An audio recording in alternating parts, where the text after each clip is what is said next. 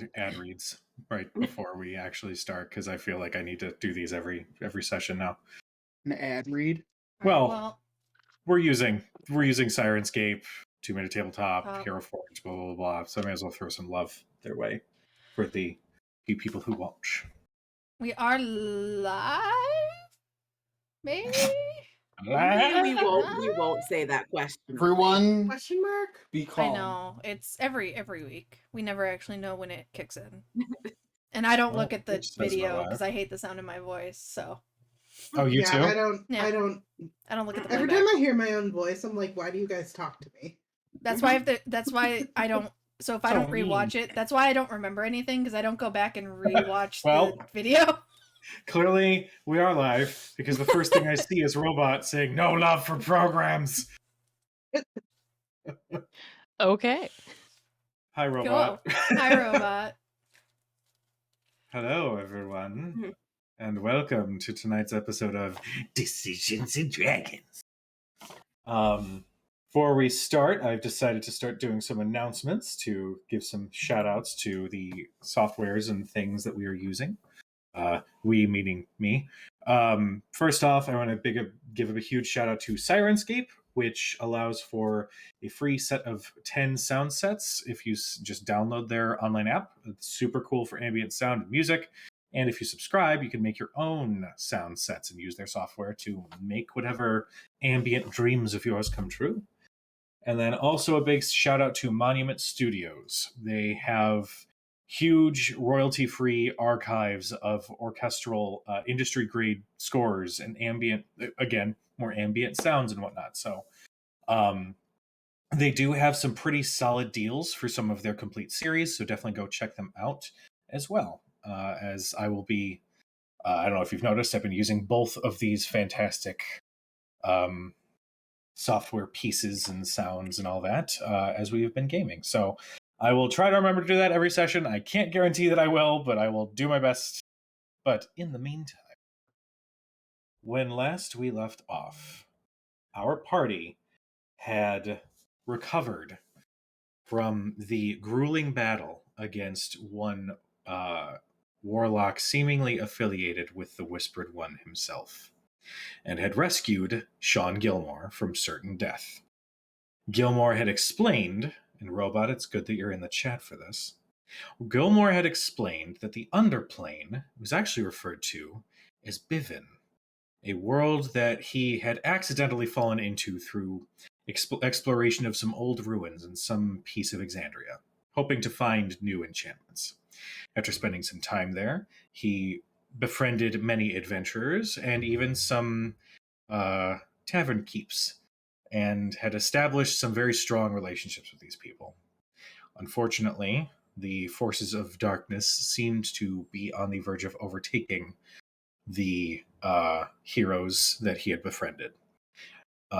Two of his friends offered, or rather begged, basically were in a spot of difficulty as their newborn daughter was sought after by a specific group of evil warriors of some kind. Gilmore, having researched how to get back home to Exandria, decided to take this girl with him and had teleported just as the overwhelming undead army was taking over the city, with which he called home. He explained that this girl was Marin, and in the following years that they had made a home on Exandria, whatever magics that the cosmos has over these different universes accelerated her aging, and essentially played into the idea that Marin is Gilmore's daughter, and became the adult woman that you all know and love.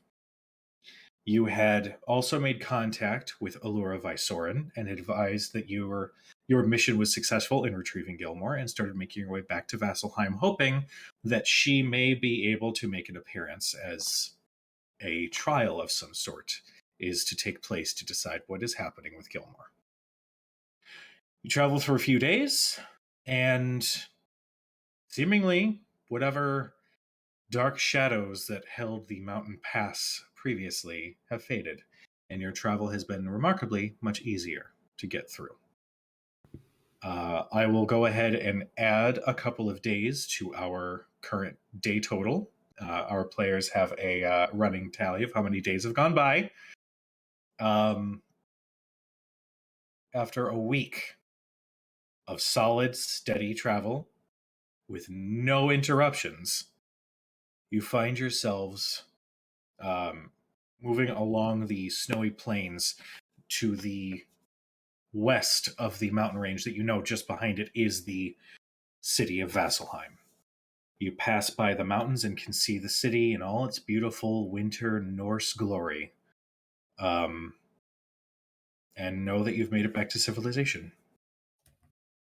At this point, it is about the morning when you are riding the dog sleds through the snow, and know that it would be about a few hours, maybe just a little bit before noon, when you would make it to the gates.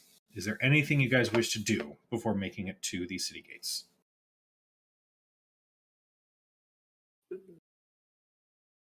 Okay. I don't think so. At some point during the week-long journey, I would have asked Gilmore where he traveled from when he left Exandria. There were some ruins that I was investigating in southern Taldore, past Singorn. I couldn't quite point it out on a map, but I'm sure I could retrace my steps. And when did you return? Did you come to the same place? If I recall, and if I recall, I mean if the dungeon master recalls. No, I didn't. I actually appeared in the forest just south of Whitestone. Oh. No teleportation circle. I was somehow able to bypass that arcane law with this roughly thrown together arcane magic. Did you pop out near a graveyard by any chance? Yes.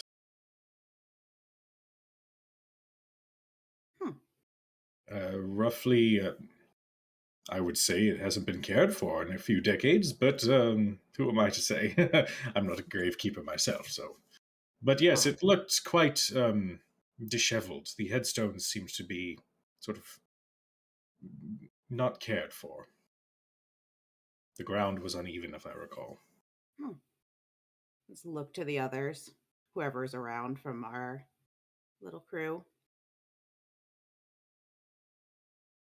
Might explain a lot. Certainly would, but well, I guess they could fly under the radar, creating their entry point so far away from anything. That was really, well, maybe not quite the middle of nowhere. I think my perception of what classifies as nowhere has changed quite a bit since then, but it was a bit out of the way.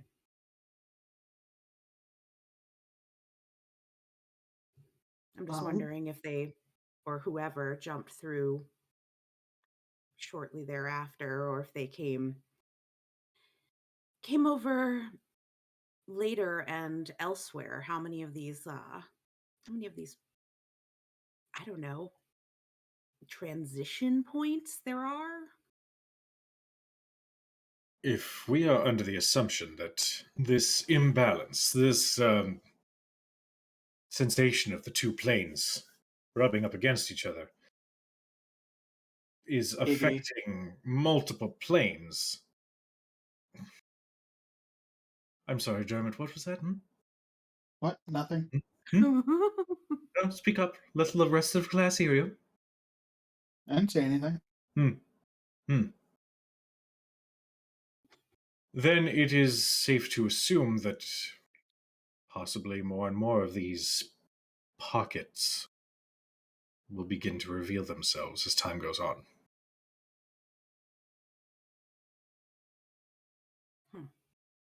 I assume it's kind of similar to like places that are easier to get into the Feywild from our plane into that world. Same concept, I guess. Pretty safe to assume. Same with what they said in Vasselheim about elemental planes. Could very well be. I don't like it. I don't like it at all. I don't either. Knowing that my research got into the hands of the enemy doesn't sit well with me. I have much to make up for. When you say it got into the hands, do you mean like you left a stack of papers behind? I thought I grabbed every piece of information I had about how to get back to Exandria when I was leaving. Then again, I was spending several years at the shop that I had constructed down there, so I don't know. I hate to assume the worst, but if they manage to find their way to Exandria from Bivin, it's most likely my fault. We sort of come to an agreement at this point, Gilmore, that you stop leaving things out when giving us information. Yes. Open book. Unless you ask me about that personal passage that I wrote in the journal. That remains off limits. But anything else is free knowledge for you. I mean, I feel the need to point out again that you would have saved yourself a whole lot of trouble if you'd actually spoken to us about some of these things. I'm well aware. Lied to us about these things. Let's be honest. I know that my choices were not the smartest. I just didn't want to burden anybody else with my failures and my missteps, which is very clear is the cause of everything. It's important to also keep in mind, and I turn to the rest of the group, that if I know anything, especially from personal experience, it's that knowledge of something or knowledge of someone can be very powerful and very dangerous. I know that you didn't withhold information from us for no reason. Ultimately, if I had mentioned anything to Merrin, or to you, about her existence and her origin, it would be safe to assume that you would have taken her to some sort of safe house. And if I know anything about Exandrian society, and my connections to the upper crust and the council, people would have asked questions. Main thing I needed to do was essentially try my best to alleviate any suspicion being placed on Merrin, and to Or hold us. any, or you, to protect you. Family's important. I can't fault you for doing what's necessary to protect them. Thank you. Thurston, what's your passive perception? That's a wonderful question.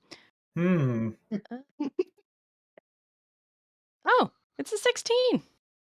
Hey, how about that? Look at him. Look at you go. Look at you go. You notice stuff. I'll say with a passive perception of 16, because you are riding on the sled that Mako is, you kind of glance and you can see that there is this little grin that just briefly shows on his face before it fades, and he returns to the ever stoic emo edgelord that you all know and love. I'm sure. We all have our secrets. But I will clue you in next time. Clearly, you are all very trustworthy, and you've taken care of Merrin, and I should seek help when faced with issues like this instead of hiding the problem.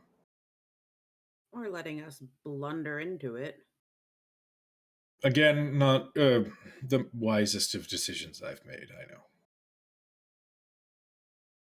especially because Gilmore,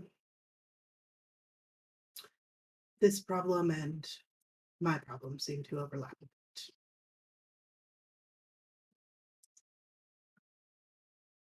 Hmm.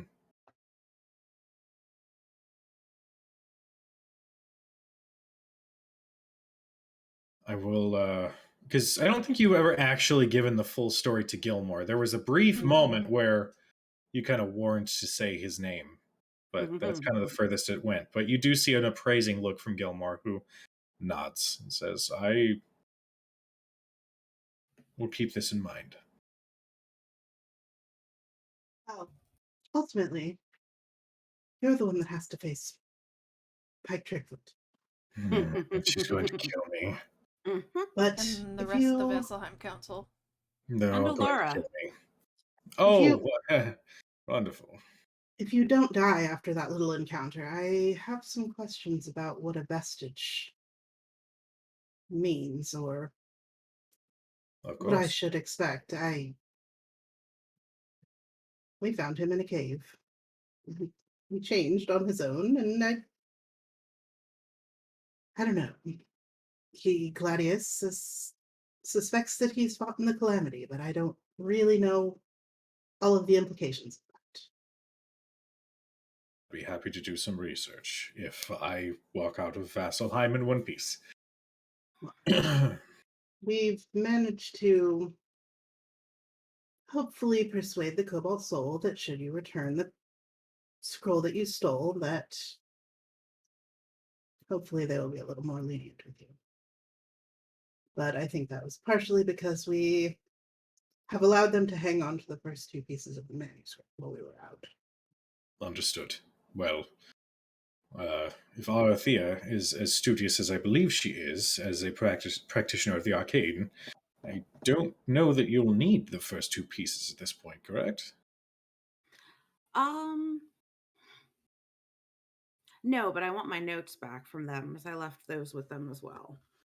Understood. Well, then I'm sure we can arrange something. Oh yes, no, I will be stopping there as soon as we arrive. And well, maybe not as soon as we arrive, but you know what I mean. I will you be dropping see, that off. you guys don't even need to roll insight. He said, "Oh, we'll arrange something, no problem." But there's that little falter in his smile that betrays his genuine worry that he might actually have, like, fucked things up more so than he's even expecting. So, Well, Yeah. if we were able to help in that manner, we would all happily take gift cards from Gilmore's Glorious Goods. yeah, Yes. already have some ideas in play. Don't worry about that. I know a certain satyr that could use a Mm. advantage on sneaking around. Mm, I'm I fine will- at sneaking. Just as long as it's a soft surface. Shoes for the Sir. satyr. Got it. I wouldn't mind having a top speed. All right. I will see what I can come up with. I would just reach down and give him a pat on the shoulder, just like, Oh my god. LOL, He's like we're sitting glad with his you're back, knees in his Gilmore. chest on his dog sled, like. Oh, speaking of your shops, Yes. your Goliath Oh, yeah. employee, Kalia, you might want to be Yes. worried more about her than the Vasselheim Council. Yeah, she seemed a little upset. She has a bone to pick with you when we get back. Who?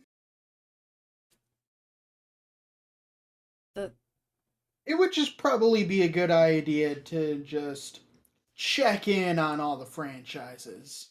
The Do you Goliath. not Do you have not? a business partner? In Who? West Run? No. Kalia. No. Wait, why does that name sound familiar? Goliath. About, like, Verity's sitting in the sled, but she still goes, like, about yay tall. Attractive. Very. Yeah, she was sort of Invents relatively attractive. things. She did not invent things. Oh, she made my whip. I think this may end up being more of a fortunate coincidence than anything. Kalia, if I recall, was a Bivin resident. She was a hunter of some kind. Very clearly not a business-minded individual like myself. How did she end up here? Well, she was sitting in your Western shop selling Well, we need to fix things. that. Were my employees there? I mean, she did make Yes. quite a good Hell sale yeah. though when we were there. She did make a Sure. very good sale. What percentage? What percentage? I don't know. Well, She was the only one Let's there, I look to think. Thurston. You see a vein kind of start popping out of his temple. We thought What she just worked said for that she you. gives you? She said they work. Do you not lock your shop when you leave? I do. I just did. I got boots, gloves, and a full set of armor for what I felt was a very reasonable price. Well, to be honest, I probably would have given you a very reasonable price. I'm just more concerned that there is a Goliath woman in my shop stating that she is a business partner. Yeah, she was That's- talking about adding her name to the sign. We've been gone for a while. It might be on. She that might have sign already done already. it. I can prestidigitation it away. Don't worry about that. Not to bring down the mood, but when we've all attempted, well, happened to have fallen into this other world, we all felt ourselves being rewritten. Could that From be what the happened? circles. This could end up being a very fortunate circumstance if this is the case, and if the I don't even know what to call it anymore. Our universe was rewriting her to fit in this plane. Then perhaps that's the story she was given. Mhm. Let's just Oh. call it the CREU. I don't like it. We can workshop it. I don't know what that stands for. It just came to me. I still don't like it.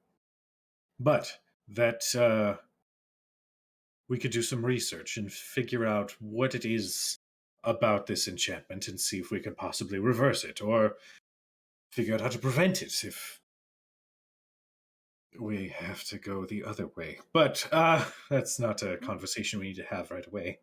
I've been working on that side of it actually. Not the reverse thing, but the at least temporarily preventing us from taking on completely new identities. All right. Then But perhaps we should workshop this together.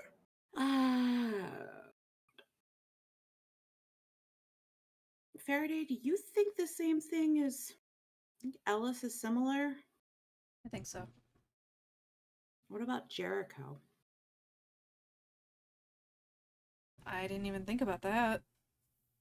Jericho doesn't have any tattoos like that or anything, does he? Just the brand, No, I but think. he's been chasing her. We Did- think. Well, we don't know that. Did We Well, he- assume. did Kalia have tattoos? I didn't notice. Oh yes, she did. She had very lovely tattoos actually. But not runes like Ellis and Baron. Well, I mean, Faraday, maybe you should make it your mission to get a little closer to Jericho and see if he has any of those tattoos. I'm sorry, what? Nothing. She like grabs Snow and just like shucks it at Cad. Can I dodge it? What do I need to roll to dodge it? Faraday, roll an attack. That's right, we're doing this. This Actually, is a 2 seconds. D20 plus my dex. Yeah. Oh god, no, she absolutely misses. Hold on. Wait for the DM to put his hair up. Oh, that looks great! That's The franticness as it went bloop. Yep. There we go. Perfect. Very There we go. alfalfa. Oh, wow. It's very Alfalfa, Sokka, whatever you want, Mhm. whatever you want out of this. No, Oh, I'm sorry. You're not as cool as Sokka. no. Ouch. It's 100% alfalfa. Oh. Nobody screen grab that, please. Anybody else follow that golden retriever Tucker? It's like when his tail's like straight up in the air. Yeah. An 11, 11. which does My not AC hit. is 17. Yeah. Faraday, you just grab and throw. And it's not even a full snowball. You just kind of grab and throw just out of anger. And pelt Gilmore Oh. with loose snow kind of packed in. Just Sorry. that's fine. But who's Jericho? I'm curious. Covered in snow, looking like shit. I'm curious though. He's a dark and mysterious elf, and Faraday thinks he's dreamy. She even Faraday. blushed. Faraday thinks he's hunting Ellis. He's a bounty hunter. Mm-hmm. Well, He's that's bad the news. dark and I don't like brooding him. origin story. But you should have seen how she acted around him. Oh my god. She She's was just like beet red. Spring Faraday? Oh my, Gilmore, you missed a whole lot. She was like, oh, Jericho, would you like to join this arena fight with us? We Ooh. could certainly use somebody of your talents. You know, I must say, on a first date basis, that's not too terrible. It was terrible. That what that was? It was the absolute worst. All right. Well, Did we all get dragged along on your date? No, I don't. Yes. Mm. That's not how those dates are supposed to end, you know. She's just like Not really how sinking dates are supposed to down begin either. into the sled.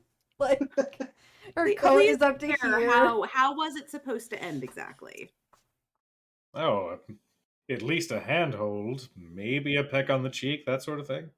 Or like Gilmore's Yeah, Diary I think- passage. We won I the think fight. Cad's just jealous that Jericho went for Faraday instead of you.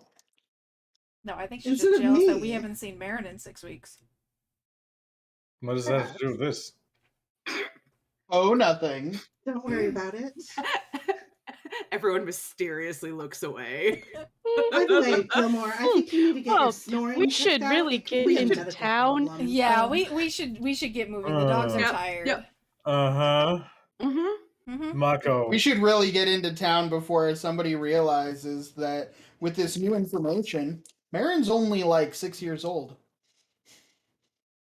Mako, while that awkward as hell moment goes down, just kind of laughs to himself a little bit. Yeah, That being he's gonna miss us when he leaves. Give me that ring He's of not going to protection be when able you. to. He's going to show back up the same way he showed up in our bar the first time. Because he's a leech. Get it all out while you can, children. Time is short. All right. Thanks, Dad. He won't leave us until we make him start paying for his own drinks. You wouldn't dare. At this point, you guys are pulling up to the gates of Vasselheim and are hailed by several Vasselheim shields who do recognize you, as there is very clearly an order passed through the ranks of the guard to let them know of your arrival. What is the salute for Vasselheim? Was it the I think it's this. something like Yeah. that? I'm Cattle- going with this. Cat will do that as she like leads the sled to like greet them or whatever. You get a couple in response. You guys pull up to the spot where you had rented the dogs and the sleds. And as you do, you can see that Hogland, along with the two other guards, kind of spot you and hail you down. And they don't approach just yet, assuming that you probably have some sort of business to attend to with the proprietor of the shop. But they do spot Gilmore. And they do regard him. And I'm just going to go ahead and, for the sake of time, you handle your business, you return the dogs. The doggos get As lots wonderful of it snuggles. was having 24 dogs. Yep. 24 Goodbye, dogs, Snuggles. They Goodbye, each get an Sketches. individual scritch and a good boy or girl.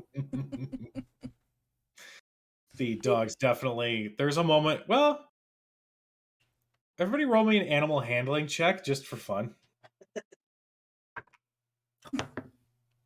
Ooh. Huh. Miss Dirty 20. Jackson. Yep. 18. 22. Okay. Verita's not great with animals, okay? Clearly.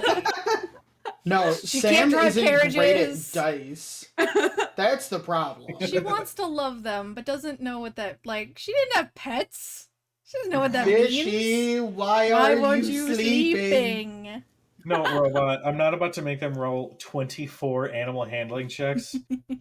We won't have time for that. The session will be done before they finish. Even with the natural one, you find that the dogs are finding it a little difficult to just go back into the I don't want to say kennel, but you know what I mean. Mhm. They're finding it difficult to leave you, but eventually the proprietor does put the sleds away. The dogs are led into this massive like backyard area where they can roam freely, play and relax and all that. But eventually, as you guys are leaving, Hoglin does approach. I see it was successful mission, he says, just giving a regard to Gilmore. I have orders to bring you to the Dawn Marshals upon re-entry into the city. I suppose we do have a little bit of time. If you need to rest, we could take you somewhere so you can get some food, but they were rather adamant that we bring you to them rather soon after your arrival. Has Allura Vysoren arrived yet? No, I was not aware that she would be making her way here. We spoke with her a little over a week ago now, I believe it was. She is supposed to be meeting us here, and I'm sure that Pike Trickfoot would very much enjoy a conversation with Gilmore before he's taken to the Dawn Marshals as well. I understand, and if I could provide that, I would, but this order comes directly from High Bearer Vord, and I need to ensure that you meet with them pretty promptly. Perhaps we could take you up on the offer of simply grabbing a bite to eat after our long travels. And then he'll kind of like, no, I think Faraday's been keeping the bracelet, like nudge Faraday. It's probably not subtle. I can go for it if you want, but like. Yeah, go ahead and make me a sleight of hand check. It's not as bad as I thought. It's a 9. Okay. You try to be subtle, but you're like kind of while talking, you're doing this stretch like this, and you're essentially just kind of like elbowing like this. Hoglin just goes, "Was the travel difficult on your shoulder? Was there a lot of climbing? Is everything all right?" Thurston we just did kind have to of climb a mountain. There was Thurston a just kind of looks. necromancer and ice trolls, and like I'm gonna try to like distract, so like cover for Thurston, like make a show of helping Gilmore up, who's probably still injured. He just looks at his own clothes and looks back up and says, "I suppose I'm not accustomed to that sort of travel." That is fair. Well, I can at least bring you to somewhere where you can rest, have some food. You'll probably need a drink, because I'm sure. I think it's the Dawn Marshals are not going to be able to do much if Gilmore has some lingering injuries that we do not have the skill to heal. It would benefit from a cleric looking at it. Make a persuasion check. Question. Answer. Is sending a verbal, or is that telepathic? Sending, I believe, is verbal. Let me just double check. Derp. It is verbal, somatic, and material, normally. Okay. I rolled an 11. I will... I would be happy to go ahead in Gilmore's place and update the Dawn Marshals and just let them know ahead of time if that would help your case and keep you from getting in trouble. He turns to one of the other guards and mutters something to him. The guard nods and gives a slight bow and then makes off towards the central keep of Vasselheim. I instructed him to take a message to Pike to see if she is available. If so, I will see that she joins us for lunch. I feel that should be enough time for Gilmore to have his wounds recovered and provide the ample rest that I'm sure that you need. Thank you. If you'll follow me. He leads you through Vasselheim to not the fanciest tavern by any means, but it's more functional than anything else. The sign out front is actually beatered and broken, and you do not know the name of this tavern. But you step inside. Hogland regards the bartender, and you're led to a table where you're presented with some decent food, a few tankards of ale. Very clearly a sort of rushed recovery means. But Hogland says, I will remain outside. If there's preparations you need to make, I will also escort Pike in if she arrives. Thank you. Hogland and the other guards step outside. Faraday will dig the bracelet out and send a message to Allura. Okay. Allura, we just arrived in Vasselheim. The Dawn Marshals want to see Gilmore immediately. Where are you?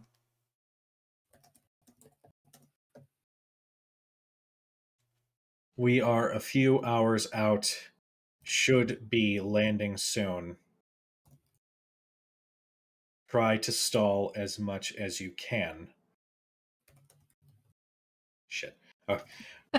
We may have to interrupt the meeting if you get called in.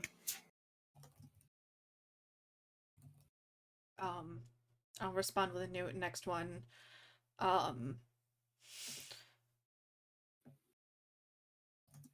Pike Trickfoot may meet us. We will stall as long as possible. Understood. No, I'll take that one back. We will meet you in the meeting chambers when we arrive. She'll pocket the bracelet and reiterate. Laura said we. Is Kima coming with? Maybe. Other members of the council, perhaps? That was my other thought. Maybe. She said we. She didn't say when I spoke with her. She just said she'd be on her way. But they're a couple hours out. She asked us to stall as much as possible, but they may have to interrupt. They'll meet us at I don't remember what the actual keep is called, but Brain The is saying Candlekeep, but that's not right. that's not right. It's not right. the Sanctuary? essentially you guys went into the Platinum Sanctuary Yeah. itself, which is a temple to Bahamut, which is also sort of doubling as a meeting chamber. Yeah. So she Or said just that bracelet do you have, Faraday? one. Perhaps we should send a message to Pike. Just in case the other one didn't make it. Or takes too long to get to her. If anybody can stall, it's her. Faraday will dig the bracelet out again and slide it across the table again. I'll look at Gilmore Gilmore. and Just sort of buries his face in a tankard mug. say, I'll send a message to Pike and say, Pike, we've brought back Gilmore. Dawn Marshals want him right away.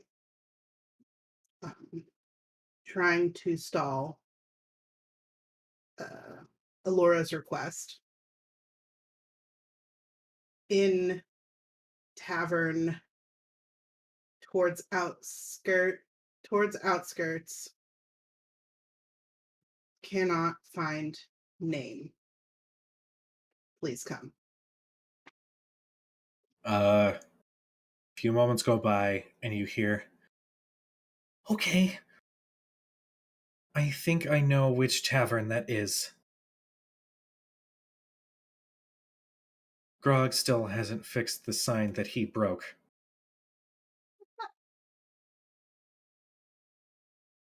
On my way. Save. Oh, shit.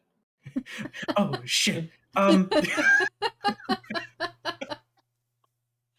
Pike is really not good at that spell. That tracks though. Like, As a cleric, I feel like she should be better at that spell than she is. A couple of moments later, sorry about that.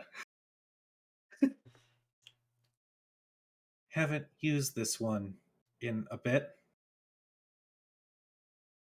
I will be on my way. Save a spot for me at the table. You can respond, right? Yes, there was an initial response, and then she sent you another one, and now you can Okay. respond. Ale's waiting. Gilmore in one piece, but could use some healing. Worried that Don Marshals will arrest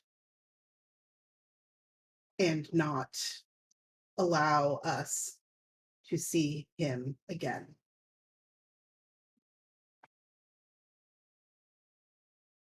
Oh, he will be healed, all right.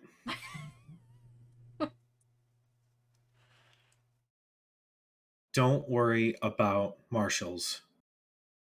Sounds like she's talking about Marshall Fields. I will make sure he doesn't receive worst punishment. Conversation will be tough, though. See you soon. Basically, she ends it with "see you soon." I just respond one more time and just say his reasons were sound. Feels bad. See you soon. You don't get any response to that one. Yeah. I didn't expect it. It was just a quick Yeah. Gilmore takes a drink of the ale and grimaces and puts it back down to the table. I'm not complaining. It's my first meal in quite a few days. It's just not the most glamorous, you know? He kind of picks at the potatoes on his plate. It is the worst part of this lifestyle. He'd like some more rations. I could dig some out of my bag. Please, no more rations. I can't. My body will reject any more rations you give me. I will. I love these. They're so good. Mm-hmm. I'll go into the bag of holding that Arathea still has because I never took it back from her, and grab one of my bottles of honey mead, and I'll just fill up Gilmore's glass with it, and then put it back. Nice. Gilmore takes a drink.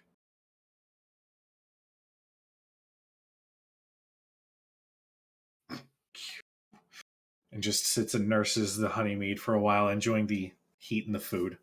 After about 15, 20 minutes or so, you can hear from the entryway, "Oh, Pike, I see." "Oh, what?" And you just see Pike push Hogland out of the way and march straight towards the table. Gilmore goes, hello, Jesus. And she grabs Gilmore's sleeve and pulls him down so he's eye level with her. And she says, "If you ever do that again, I will beat you worse than Grog would. And I can promise that. Are we clear?" Crystal. All right, good. And then she just pulls him into a hug. And as she does, you see that her armor kind of glows a little bit, and you see the scratches, bumps, bruises, his overall lethargic state. He is almost completely revitalized. Um, Even his hair, which was in a big old knot, seems to right itself, and he says, "Oh God, I missed you so much." Uh, she lets go and says, and she turns to the rest of you. I I tried to stall as best I could, but I think that Vord had some guards look outside my office, so they kind of know what's going on, or they know something's up. I don't know that we have a whole lot of time, but I'm sure we can at least relax for a little bit before we have the meeting. Laura should be here in a few hours. She said to stall as long as we can. I don't know Well, who's with her, but she said we're coming. uh, I don't know. I mean, possibly Kima? If anybody could talk Vord down, it'd be Kima. Hopefully. I Why like is her. that? Hmm?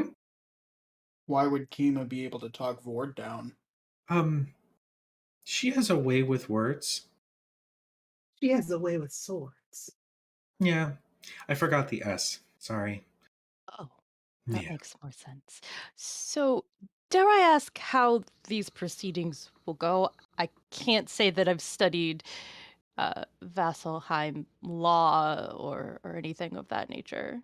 Well, typically in instances where the Dawn Marshals are called to investigate or preside over something as serious as this, and she looks at Gilmore, who again hides behind the tankard, now filled with honeymead, so he's not as upset about it. Typically, we'll hear any testimony or explanation of the actions, and typically it's a majority vote on a suitable.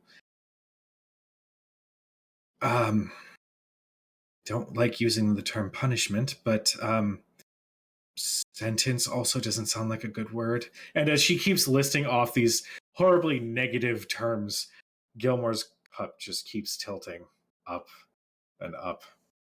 You get the idea. From what I kind of gathered after our last meeting, Vord and shit, I totally know their names. I am on top of this, I promise. Why are you not going back? Curtis Euleus are advocating for the worst at this point.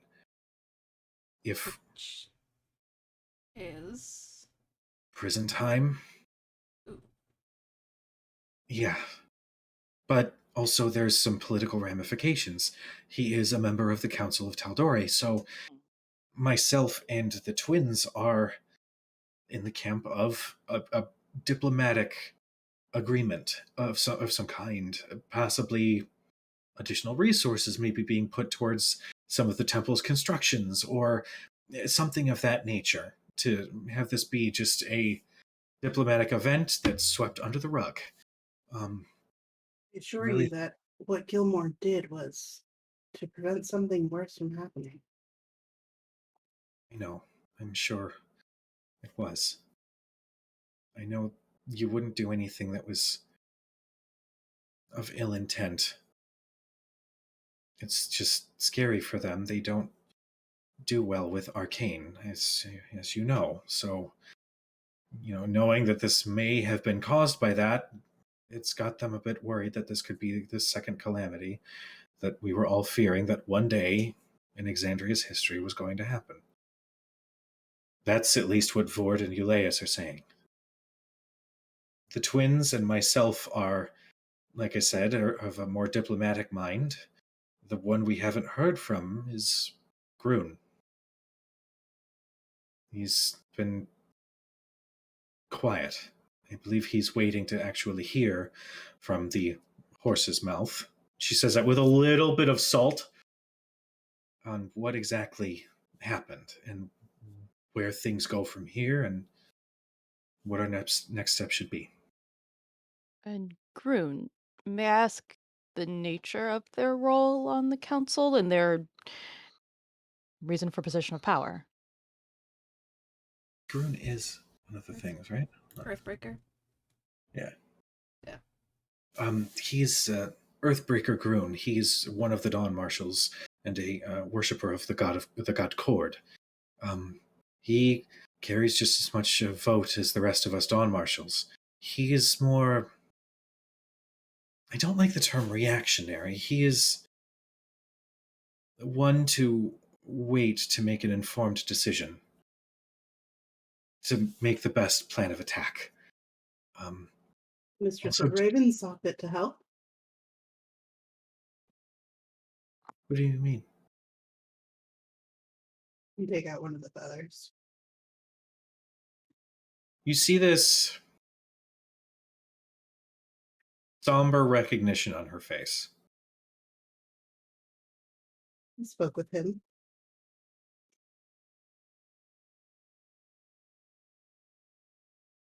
How There are did you... far bigger things to worry about than Gilmore taking a manuscript from the Cobalt Soul.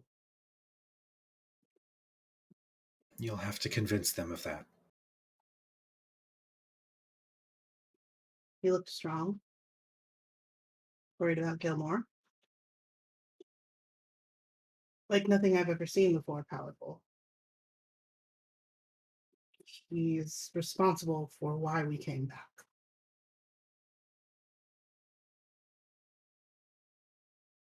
That's our Vax. And you see there's a beat in her tone. She just... I should actually report back. If they know that I'm having this conversation without them, I could actually be in significant trouble. I apologize. I'm very glad to see you're all safe and sound. And I in the interest of not going into this with a bias, I would prefer to make my way back to the temple before I hear of anything else that transpired. And she regards each of you and says, "Thank you. Really." And she gives Gilmore another big hug. And then she kind of rushes off. May not be able to help you, Gilmore. Well, whatever punishment they see fit, I will bear. It was my decision. I will accept the consequences.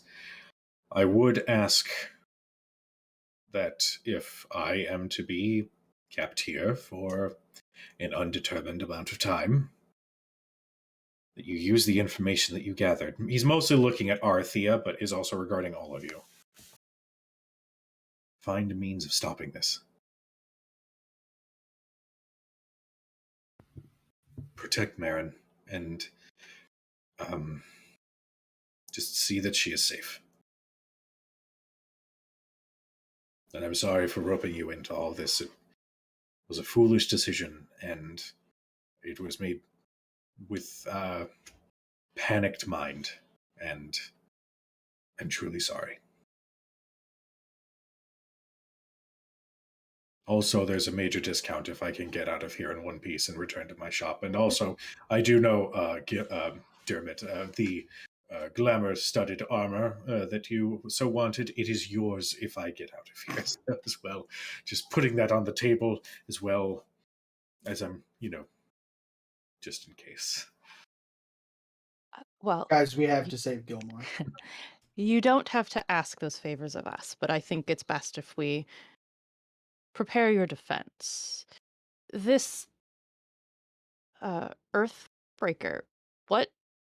Well, at its heart, this is a negotiation. In negotiation, you want to know what the other person wants. What matters to them? Do you know anything about this member of their council to know what would sway their opinion? Well, from a drunken story from Lady Vixalia, I did hear of a time that he wiped the floor with one Grog Strongjaw one time. He's a valuable fighter, seemingly of a monk persuasion. But he wiped the floor with Grog's strong dog. Mm-hmm. 'Tis true. Heard it from the lady herself. Imagine that happening. But he's he actually has a fighting pit in his part of the city. He values strength, but measured strength. I I've kind of never met him nudge Faraday personally, a little so- bit. Fighting pit. Maybe on our way out of town? Ooh, maybe if you beat him, he gets off the hook. I would really appreciate that not being on my shoulders. Mako says, "Oh, no tag team action? Maybe if you were Jericho. Ouch." The fighting pits that Grun oversees are not the kind of fighting pits I can excel in. No What does that magic. mean? No Oh. magic. No weapons. Fists Well- only. When you Hello. say no weapons, Cadriel just like looks aghast. Cadriel just is swords at this point. Magic Well. will probably end you up in the same jail cell as Gilmore. Well, if you need somebody to throw a fist fight, I'm sure you owing me a favor wouldn't be too terrible. But we'll Let's cross that bridge when we come to it. put that as Plan Z. But Gilmore says, I've never met this Earthbreaker. To be honest, I've not quite spent too much time in Vesselheim. The resistance to accepting arcane knowledge as just an everyday part of society is still quite a stigma for these people. So I avoided this place like the plague until I found out about the manuscript. That is fair enough. I do wish the Lady Pike could have given us some more information before she left, but Well, I also don't want her to get in trouble. Maybe understand. more so. He seems to be a man of logic, though, if he's waiting for you. Waiting to hear your story. Everyone else This- seems to have made up their minds, good or bad. At least if this one is waiting, that means he's willing to listen to reason. Even if that Yes. reason sounds absurd. That This still is says true. plenty.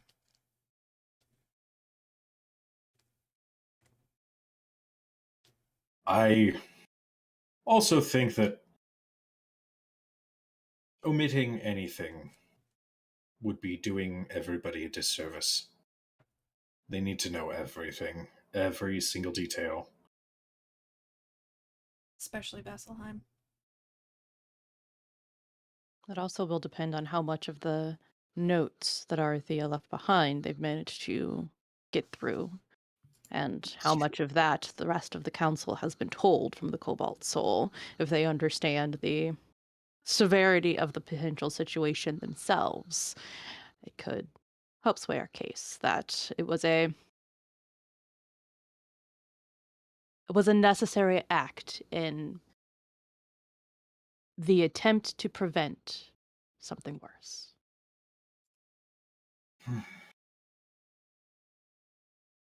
Well, I will hold strong in that idea of how to tell this story. Let's just hope it works. And as he says that, Hogland peeks through. I am now being told that Hyber Vord is sending guards to begin this, so if you would just please, all of you, follow me. You all are led through. Hogland drops a few coins on the bar top, and the bartender whisks them away. You are led through the streets and up the large staircase to the Platinum Sanctuary. And you see that as you are walking, there are several guards that actually seem to have been making their way towards you that essentially just flank behind you. You are led into the Platinum Sanctuary itself. Give me a moment, and I will switcheroo the ambient stuff. I can't actually hear any. Really? I can hear it. Yeah. It's all I like can't. wind and shit. Mm-mm. I got nothing. Yeah, I didn't hear anything either. You may have to reconnect. And singing. Oh wait. Sorry, I'm also messing with the volume on my side so it's not overpowering. Now I've got it. I didn't Okay. have it when we were in the tavern. Well, poo. Okay. Sorry. What the hell, Cyrus? I'm just kidding.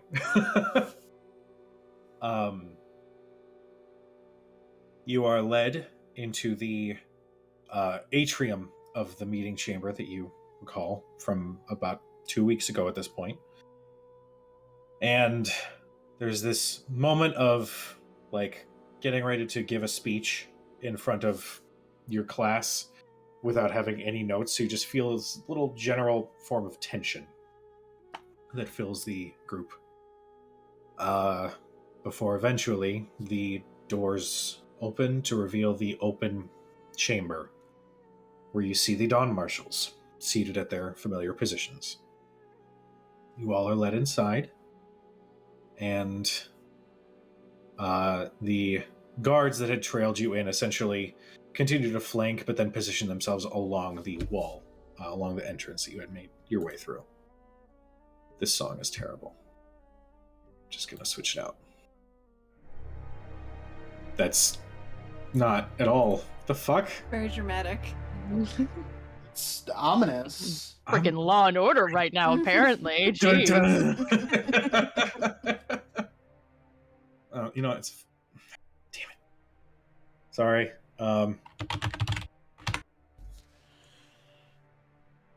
Give me a second. There was... There we go. Off music. It'll seem fitting. Hopefully it's not too creepy. Sorry, guys. Lounge music. Hopefully it's not real life modern day lounge music, but let's give it a shot.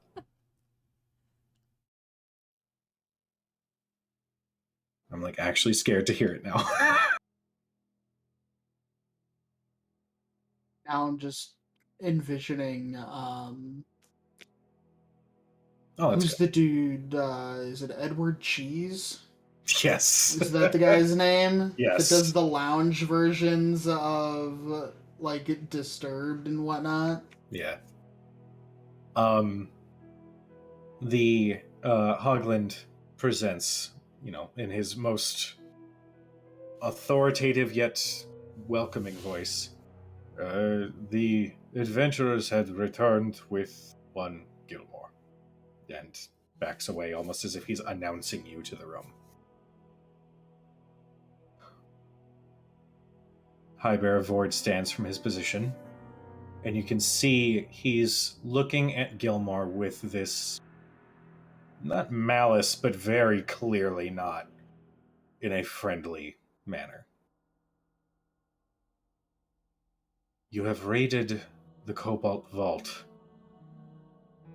and taken an ancient piece of information that was meant to have been kept secret. In doing so, you endangered yourself along with these adventurers and possibly all of Exandria, as you had been captured by some mysterious entity.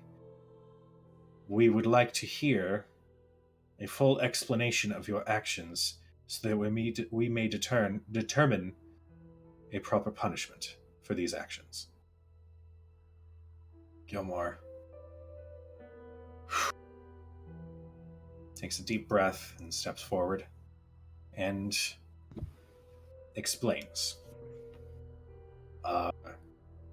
He touches on the ruins that he had stumbled across. He touches on his friends in Bivin. He goes through the entire story. And by the end, is it really not on repeat? I swear to God, if it's not on repeat. No, it is. It's just quiet now for some reason. And as he finishes the tale, you can see the expressions of Vord and Euleus are of deep concern. And I'm just going to switch it the fuck back. Fuck you. Sorry, I'm totally one of those that I have to have the right music. Ujo, you're the worst. All right. The High Bear stands once again. So what you mean to say is that you were protecting Exandria by endangering it? I'm confused. The existence of this underplane was revealed, and now enemies pour through it because they found your notes? And Gilmore says, it wasn't intentional for me to leave such information. I couldn't tell you what I had left, if I'm being entirely honest. And Vord says, ever the Arcanist. Leaving dangerous information for which anybody could discover and make use of in a dangerous means. This woman, this Marin, where is she now? Gilmore actually looks to all of you. She's still at the bar, right? Presumably. Last we heard. She is currently in Whitestone, at the Wild Rose Tavern, which is connected to one of my many shops. And he says, wonderful. There is one thing that I feel needs to be stressed about the situation. You may disagree with the actions that were taken in the heat of a moment. I think that's not a point of contention for any of us.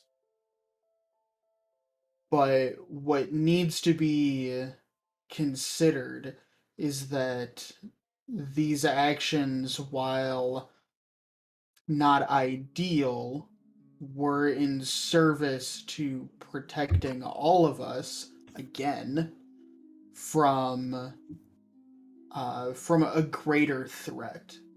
It isn't Gilmore who invited these creatures through some rift or broken barrier. It is Gilmore that is trying to seal this barrier so that whatever is on the other side can't get through. At this point, Euleus stands and says, if this is true, then the report of some disturbances in Pyra and the elemental plane of fire that is consistently roiling and exploding, and the events that are taking place in the elemental plane of water, the chaos that seems to be sowing itself, this is supposed to be overlooked, as this could potentially be involved with whatever this Gilmore is affiliated with? I don't think we want you to overlook that. That is part of the evidence unto itself. If this situation continues to get out of hand, it endangers life as we know it. And I think that all of us want to protect Exandria, and it would be in everyone's best interest to use those people who are best capable to do so. Sean Gilmore is one of those people best capable to do so. I agree with Dermot that, yes, actions were taken that perhaps, on second thought, would not have been taken.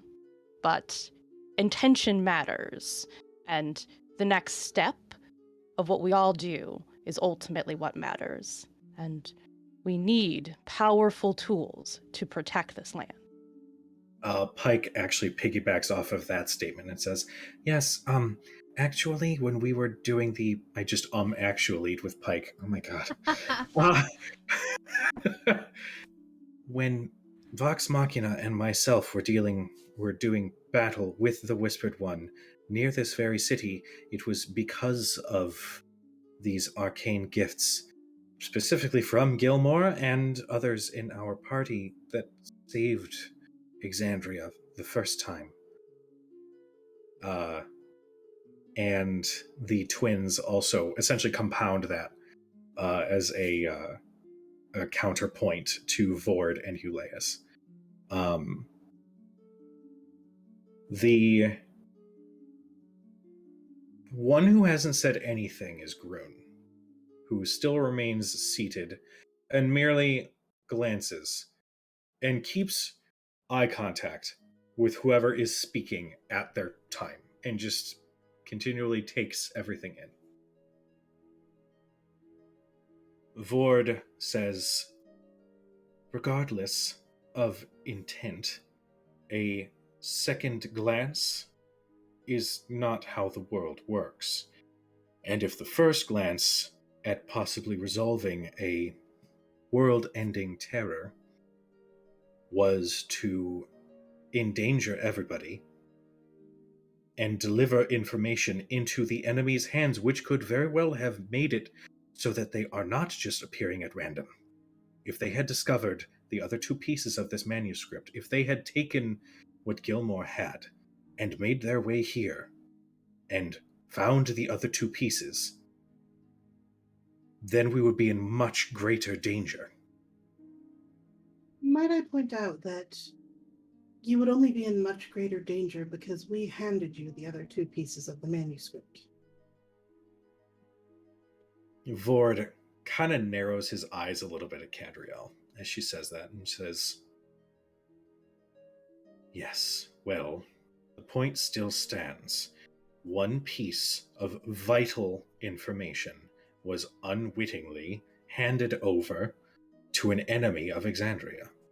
Might I ask what the crime Gilmore is being charged with is precisely? I ask because if the crime is purely the theft, then that is perhaps what should be focused on. If the crime is incidents that happened after, well, I don't believe Gilmore can be held accountable for those actions of other people. Rhodes, take inspiration. You're gonna get a token of inspiration. Vord and Euleus are both, their eyes kind of widen, and you glance over at Grun, who has this very slight smirk that shows up for just a very brief moment. And Pike kind of winks over in your direction. And Euleus speaks this time. The items that are in the Cobalt Vault are meant to be preserved and secured, as the knowledge within could pose a possible danger to our people and to the people of Exandria. Were this a simple book theft of a standard library, the town guard would be in charge of that proceeding. This is an artifact from Calamity Times that speaks of multiverse travel and is the sole reason that we are dealing with outsiders who mean to do our world harm. This theft is greater than just simply taking an item. It is bringing a possible further danger by letting this information out of the vault.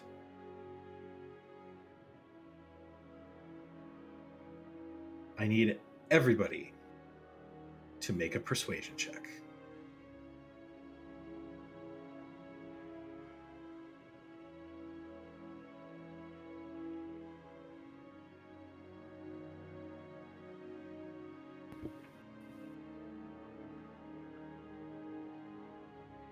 All right. Oh, is Thurston doing the Thurston thing? Rhodes has to remember how this thing works because she always thinks it's the one thing and it's actually the other. Typically how that works. Ooh. We'll do 22. Okay. Okay, it's a 15. Okay. But if that fails, then yes, I can retry. You may have to retry. I will Natural leave it up 20. to you. Natural 20. Okay. 21. Okay, Uh, I'm gonna do it. I'm gonna retry. 26. Okay. All right, spend the sorcery point. Faraday, what'd you get? Okay. Which tracks for the +0 charisma. There's a reason she's not speaking out. That's better. That's a 19. After a lengthy discussion and back and forth, Vord holds up his hand. The Dawn Marshals and myself will deliberate. You'll be escorted back to the atrium to await our decision. Hogland, make sure that they are taken care of. Any refreshments they might need, see to it they are provided. And Hogland bows and gestures to the door. You all are let out? All 6 of us, correct? Yes. Mako's already outside. He's like, I have nothing no horse to bring into this fight. I probably would just make things worse, if we're being honest. Self-awareness.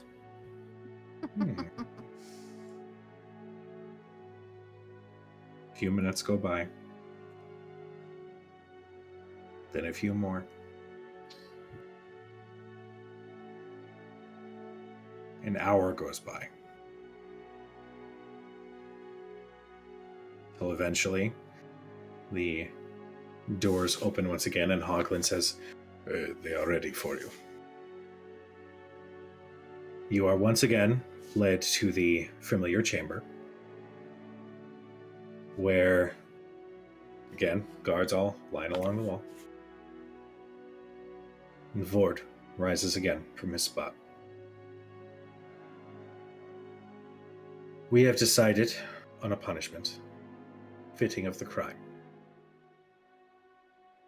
Sean Gilmore, you will be placed in a cell for no period of, and just as those words are stated, the doors burst open as a large brown bear with pieces of armor bursts through, and some of the guards look with surprise as you hear a and they back up. Ford says, what is the meaning of this? And Allura says, wait, hold on, I'm sorry. This was meant to be more of a nice introduction, and you see this hand place itself on her shoulder and lightly just, don't worry, darling, I've got this one. And stepping into the room. Go, that's not Kima. Stepping Not into the Kima. room is a beautiful half-elven woman wearing a cobalt blue dress with fur lining along the edges. It is beautiful and regal.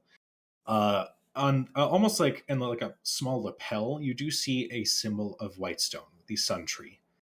You can see a long French braid coming down off of one shoulder with a few feathers coming off of one ear. You see Lady Vexalia, Mistress of the Grey Hunt, a Baroness of the Grey Hunt, And Mistress of the Great Hunt, Baroness of the Third Yes, House that of one. Whitestone. That one. She says, I'm sorry to interrupt these proceedings, but it seems that you have one of our council members under some sort of an arrest, and as council members of Taldore, Allura and myself would like to also add our 2 cents, if it would suit your desires, High Bearer Vord. And you see his eyes narrow. Vexalia looks at all of you and says, "Oh, hello. You look a little familiar. We'll discuss later." Thurston's like fangirling. He's never met the Baroness, and he's like, oh my goodness. It occurs to me, High Bearer, that you were seemingly proceeding with this trial without our presence noted, and as such, we would like to amend whatever punishment that I'm sure you had in mind for our dear, dear Gilmore. And she says that with a little bit of sauce. We offer a trade. For Gilmore to return home with us to continue his duties as a member of the Council of Tal'Dorei, we will never set foot in Vasselheim again, and its defenses will be entirely left up to you. Your choice. And Allura kind of like sneaks up next to Cadriel and says, I was going to put it a little bit nicer than that, but there was no convincing her. I said, no, I think that's exactly what they needed to hear. Vord ponders for a moment and glances between the other Dawn Marshals.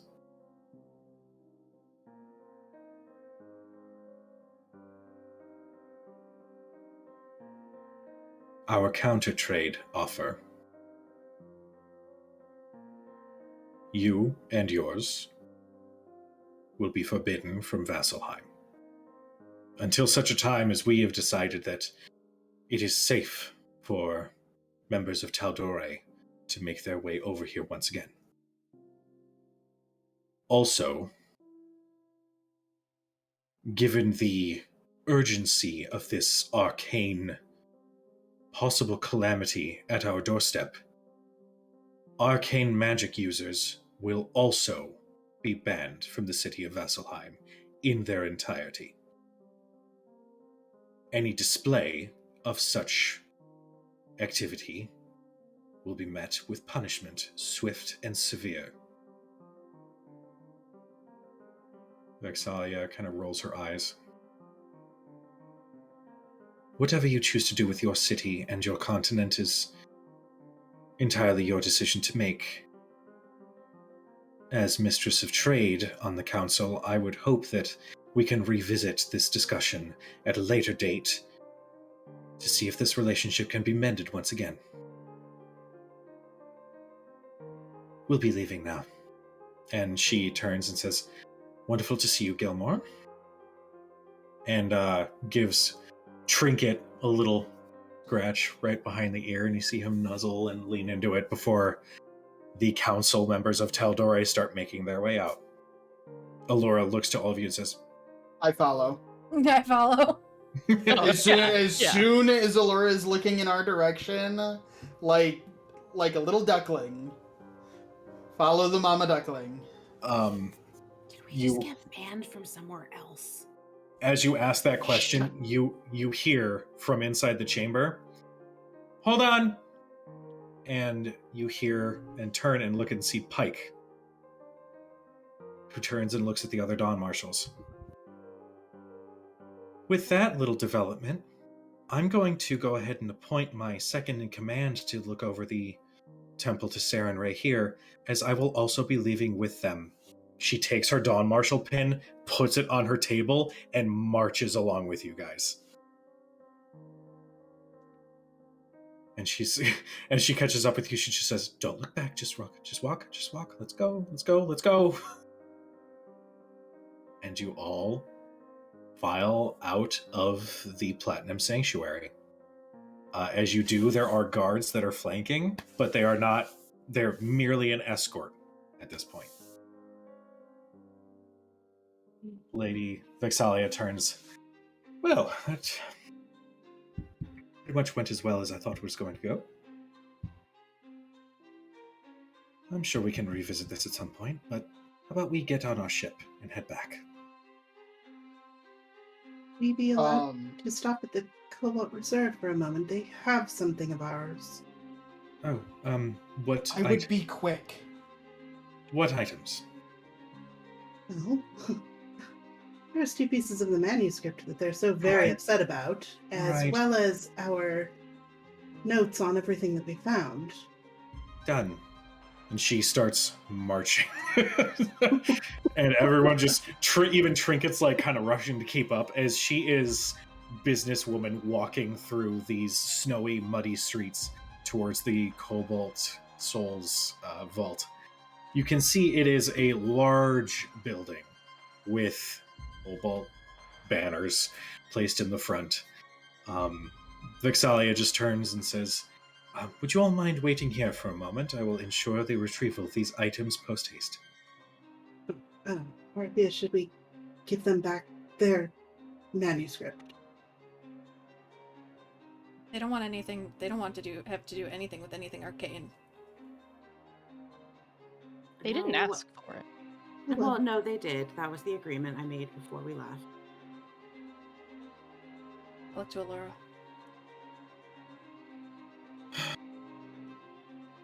Have you I mean, I copied taken... the whole thing. Wonderful. That's exactly what I was going to ask. In your notes, you copied down both manuscripts, yes? Well, yeah, I had to translate the whole thing. All right, and you have a translation of the third one. Mhm. Oh, beautiful, beautiful. And she gives you a tight hug. You beautiful Oh, God. person. Oh, God. Vex, just the notes. She says, wonderful. Am I taking back the third piece then? Give it to them for safekeeping then.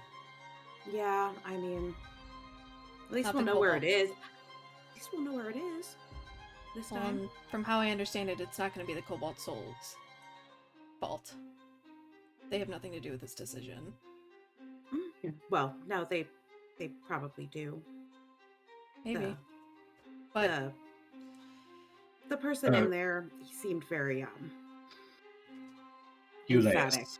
Yeah. Yes. but it's delight. safer than our. Oh yeah, no, Bar. it definitely should not be just carted around in my backpack. Probably for Honestly, the it best. scared the living crap out of me the Hmm. last 2 weeks. What is your name, darling? Arthea. Arthea. Yes. May I have the manuscript? She's like digging through her bag. And you see, she's got this air about her. Everybody roll me an insight check just for fun. What the? Okay. 17. Oh wait, I rolled this shit at advantage. 11, but I think Cadriel's mostly just like, wow. 9, same. The 24. Mistress of Commerce is in front of him. He has so many things he wants to say. That's why he's fangirling Commerce. over her. Yeah, Cad's just like, 16. she's so 16. powerful and hot, and I really want to pet the bear. Do you think I could pet the bear? Just like her hair. Yeah. She, with a 15 or above, you can register that she is being verbally and on the outside very polite, professional. But there is this urgency that's under the surface, mixed with a little bit of irritation. So as she's standing there with her hand out, you could just tell. Like, you instantly kind of want to whisper to Arthea, like, "Hurry up, please." What you're looking for? Bag of holding. What's the other one? Pulls it out. Hmm. It's a loose sheaf of papers, really, at this point. Oh, wonderful. Give me just a moment. And she steps inside. And as she does, you have a moment to yourselves. I take some jerky out of my bag and like hand it out to Trinket. Just like, So did we actually get banned from another place? You see, he kind of Yes, attaches his absolutely. tongue and just laps into it and Some laps up the scratches. jerky. I feel scratch like in this- behind me. This one's not. I our don't think fault, this though. one was our It's fault. definitely though. not our fault. No, it's not. She's gonna kill me. But is it like we're banned from just the city because, or like the whole continent? You know what? For a little bit, I Whole wouldn't risk continent. it. You know where we're not banned from yet? Redstone? Whitestone. First Iman. Fields. It's true. I would like to go back to Redstone. I just want to go back to the Wishing Well. It is safe there. Mm, Questionable.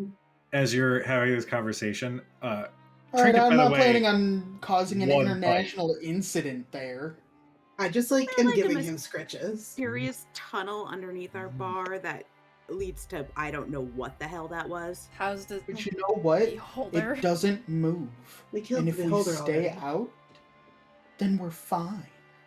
And we Wait, killed the you found a beholder. in your Also, bar. there's like a random teleportation circle just Yes. like Under down our in a bar. ditch 3 blocks away. I take out the edge of Zephyr and I show it to Gilmore. I got this from it. Ooh, that looks beautiful. And Allura says, "One thing at a time, Gilmore." As she says that, Vexalia, within 5 minutes, walks back out, holding your notebooks, and just says, "I believe these belong to you." That was really fast. I'm a woman of expediency. Shall we? Any other stops we need to make? No, ma'am. Wonderful. Gave your bear some jerky. Oh, Trinket, I know you like that. And you see he nuzzles into your hand again, almost expectantly waiting for more. Alright. There's a big ass brown bear nuzzling me. I take some more out and I give him some more. Trinket is in love with you for giving him jerky, and you all are led back through the streets of Vasselheim to the Skyport, where you can see a second airship is now positioned in this very tight, very cramped port. But you do spot Evander and Current making conversation with the crew members on the opposite airship as they turn and see all of you approach, and they all immediately jump into as formal professional means as they can. Vexalia approaches them and just says, "We are making our way back to Iman. We will be needing to leave immediately. So whatever preparations you must make, do so now." And they all scurry off. Evander looks like he's going to say something stupid, and then Current grabs and then pulls. And they quickly make their way to the airships. Vexalia then turns. "Well, my apologies. I was alerted by Allura that there was a potential international incident, and as a council member, I needed to make sure that our Gilmore was brought home safe." She's got that look in her eye that you can't quite tell if she wants to hug him or shoot him with an arrow. Oh, I know exactly Yes. what that look is. It's we want to make sure that our Gilmore was brought home safe so that I can kill him myself. Vexalia, once we get up and running, I understand that you're a very busy woman, but I would very much like the chance to speak with you for a few moments. Sure. What is your name? Cadriel. Ah, Cadriel. Wonderful to make your acquaintance. You, and she looks at Faraday, you were, actually, if I recall, a lot of you were performing with the Ben Mezd in Whitestone, weren't you? Yes, for Winter's Crest. Yes. Impromptu. Oh, when things were simpler. Dermot's the one that played that wonderful violin show with Faraday and her whip. I remove my hat. Dermot O'Fairy, at your service, madam. I can tell you're dangerous, but of a different kind. The best kind. Well, if it makes you feel any better, Vesper was raving about it for days on end after that festival, so thank you for that. I also apologize if I seemed terse speaking with the Dawn Marshals. We don't exactly get along. I don't know if you've noticed. But Fair enough. All this Galen. They really They like don't most seem the Margaret type either. of people to get along with most people. Pike sort of walks up behind you and walks up and gives Vex a hug, who kneels down to hug her closely. You know, we did always talk about you having a Temple of Serenray in Whitestone. And Pike kind of looks back up. I know. I think maybe now's the time. I just hope everybody is going to be okay here. Well, it's of their own doing if they're not. Yeah, I know. It's at this point the airships have started to power on. The second airship looks much nicer than the one that Evander and Current had flown you guys in on. Which airship would you guys like to use to get back to Taldore? Is this One. And Gilmore says, I believe if you were not to include my friends here on this airship, no offense, whatever your name is, I would be a little remiss. And Vex says, all right, climb aboard. What are your names? And she glances at Evander and Current. Yes, I am Evander Greycat. I've got so many fucking NPCs in this scene. Right. Evander Everybody has the Greycastle. same voice. Finest airship captain of the open air. Current just says, I'm Current, the first mate. Really? It's the one that really flies the ship. Well, I understand that you were responsible for bringing these people here to save Gilmore, yes? I said, well, yes, of course. Rosh. And you see an Iman guard kind of perks up over the railing of the fancier airship and says, fetch, there's a small chest in my quarters, the gilded one. Can you fetch that one for me, please? Yes, and you see he runs off. Well, my dear, if this is a matter of payment, the adventure was what we were really in this for, and Current really tries to, put a hand over his mouth.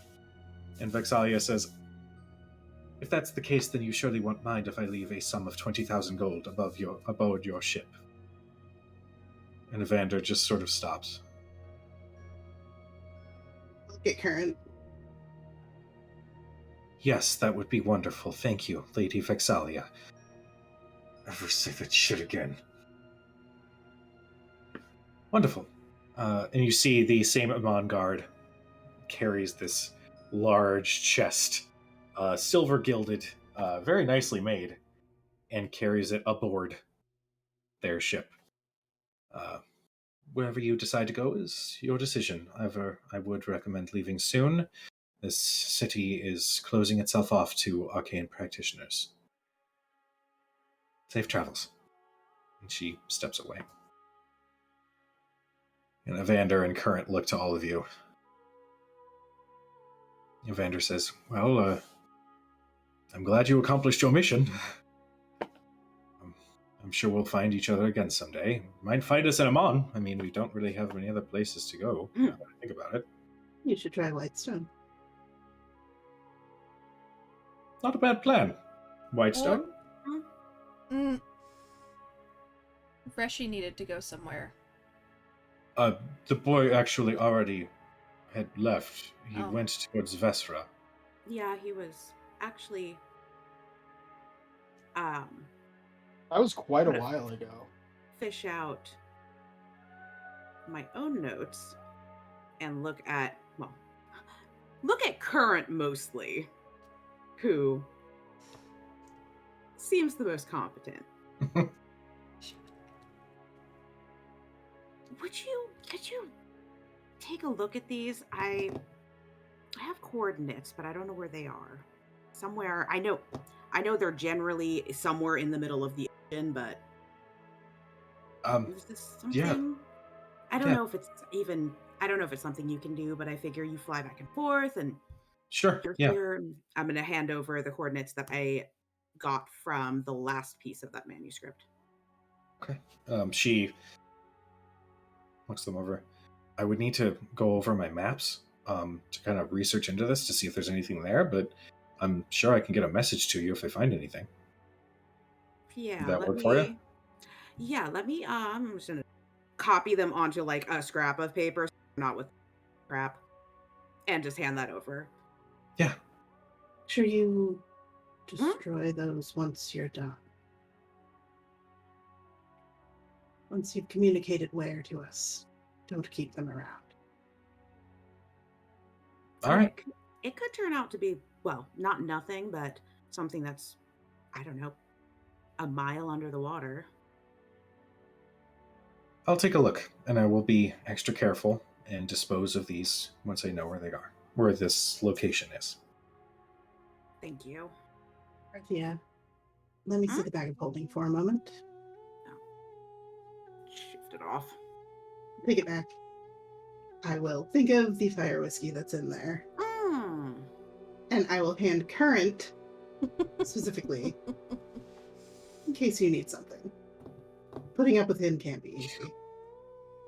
Thank you.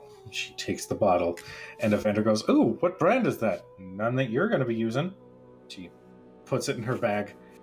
Thank you. We should get going. Get home safe. And yeah, I'll let you guys know if we find anything. Evander takes his hat and does a graceful bow. Hmm. I'm gonna go step onto the nice airship. I mirror his hat flourish and bow. Like-minded individuals, so rare to find these days. Safe travels.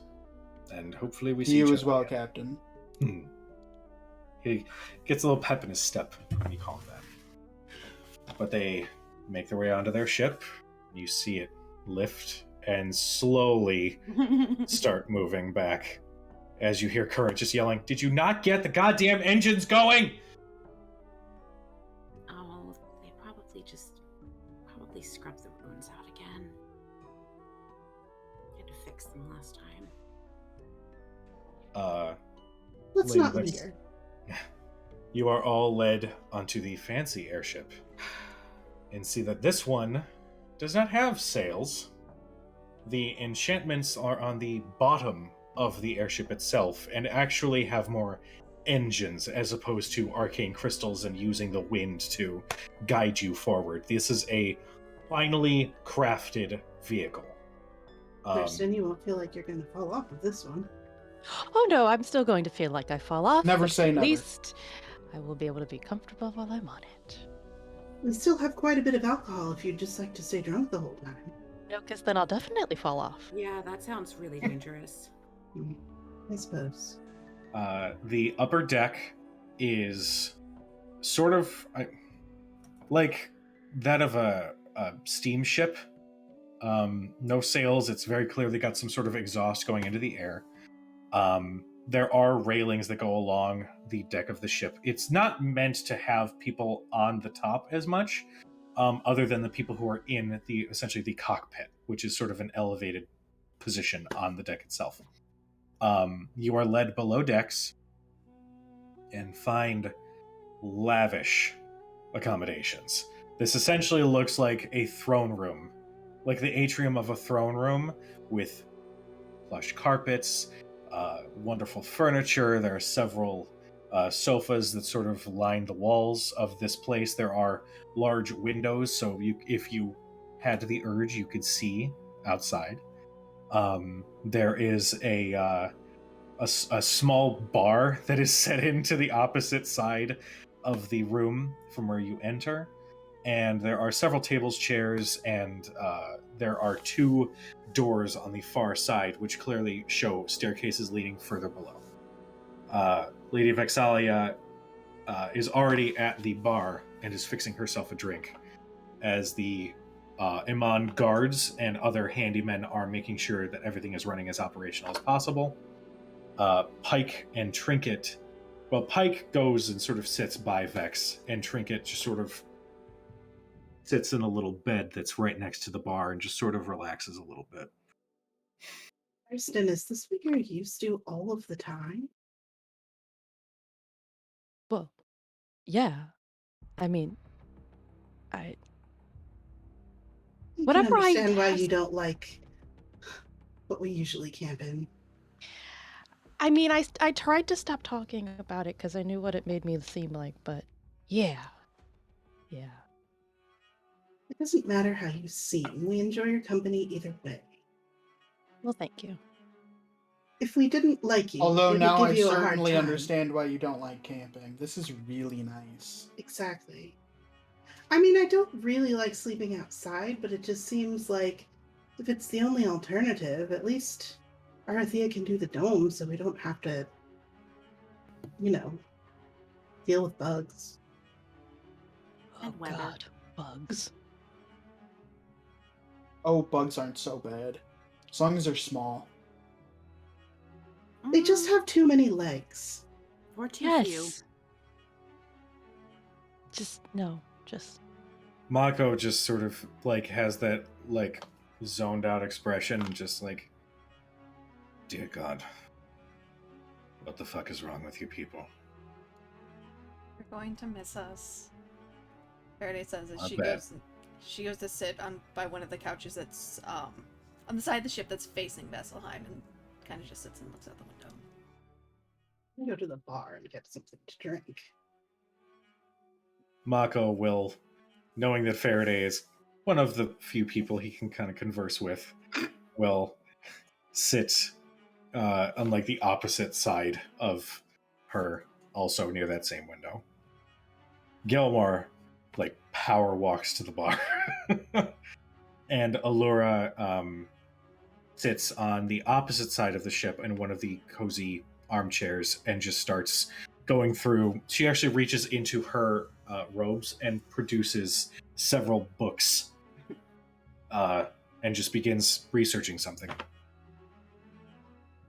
What do you guys wish to do? I would like to talk to Vexelia and Pike. As everybody sits down at the bar, I lean over to Gilmore and say, I know it's probably trying to have to tell the same story 3 times, given the story it is, but Allura probably needs to know at a minimum. I know. And she kind of missed the show. Yes, I know. Brought her own show with it, but she missed the opening. I will explain everything to them. I just was waiting for things to settle.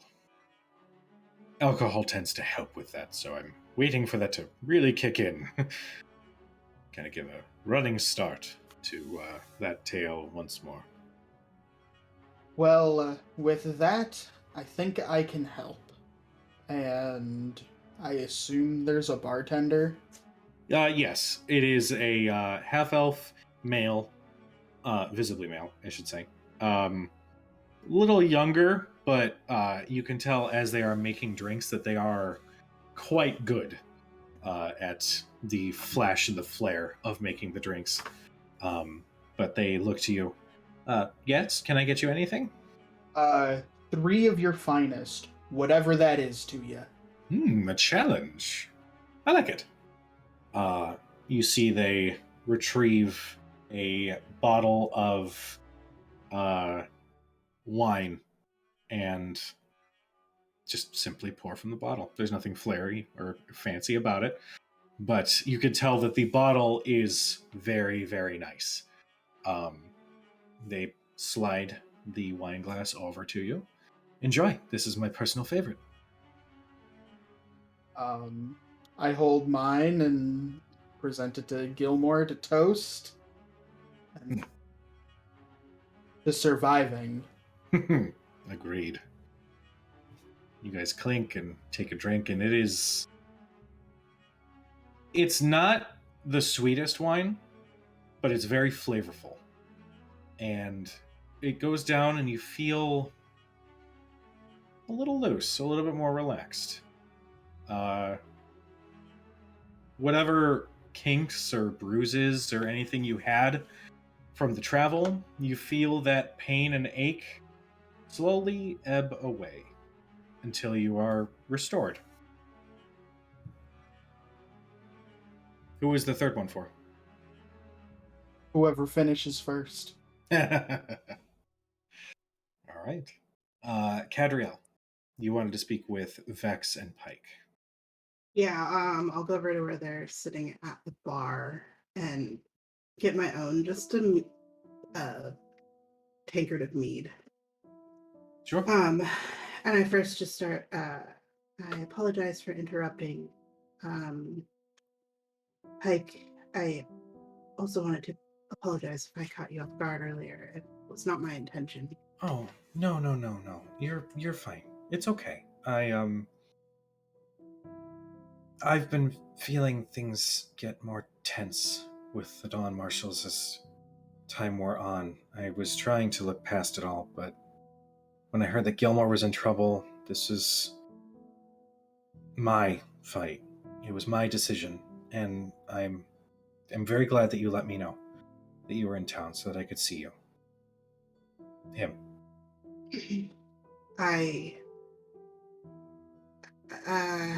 don't really know how to process what I experienced, I suppose. I'm not a person of religious nature, and I'm certainly not proud of some things I've done. However, when we were finding Gilmore, I have talents similar to things that your brother was able to do, Lady guys. Nexalia. Just a second, my audio dropped. Like, I can't hear anything. Sorry, I didn't mean to interrupt.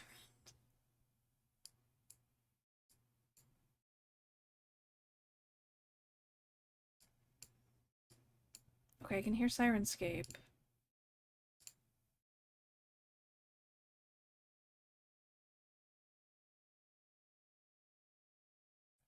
Okay, sorry anybody watching, I have to drop from the Discord call. I will be right back.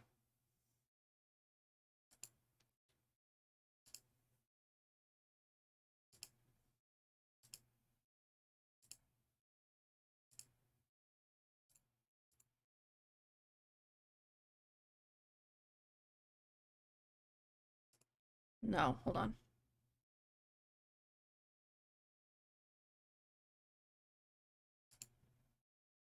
Every plane in existence, there is a mutton job.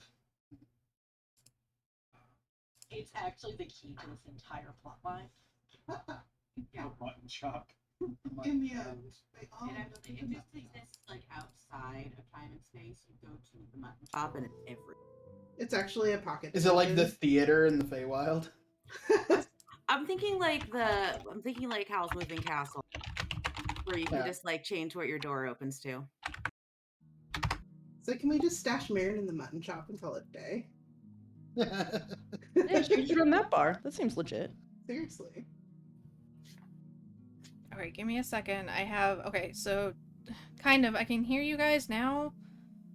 But... Sorry, y'all. Give me a second. You good? How good? It was just like all of a sudden everything shut off. Ooh. My headset does that during Zoom calls at work, and I just assume that it's like a sign that it doesn't want me to be in a meeting at that point.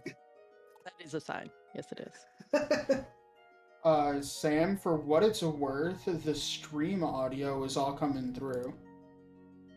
Was it during while Court was talking? Hold on. Okay. I was hearing double and my brain couldn't. But yeah, I heard what Court was saying, I heard what I had just said, and then I heard what you had just said. Yeah, that's because the audio was going after I logged out of Discord and came back in. Okay. That's fine. But I'm getting... You probably should be getting an echo from my mic because I'm on... Oh, so it's a Discord. Your output device is shifting to something else for It's some my reason? headphones. They all of a sudden, they're not discoverable. Like, I can't find it at all. Well, yeah, you can hear us right now. I can hear you because you're coming through my computer speakers. Oh, It's not an echo for what it's worth. I don't Yeah. hear an echo at all. You guys don't hear... Well, you're not gonna hear an echo because I have the silence on. But I don't know if the stream is hearing an echo because my microphone is picking up when you guys talk. Dustin, you're You're muted. yourself. You're muted. Dustin, you muted yourself. I deafened, and it also muted me. Whoops. Oh man, something about Dustin muting himself and just going on and on and on. All right, so your Bluetooth headphones, are they on right now? Did they like lose power or anything? No, they were fine. They're pairing and they're trying to pair, but like my computer's like, fuck you, no more Bluetooth. The stream is not getting an echo. When you guys talk? When you talk, when anybody talks, there's no echoes. Okay, then we'll just do it this way and That's what I had deafened myself so that I was only hearing the stream so that my brain could process information. No, it's fine.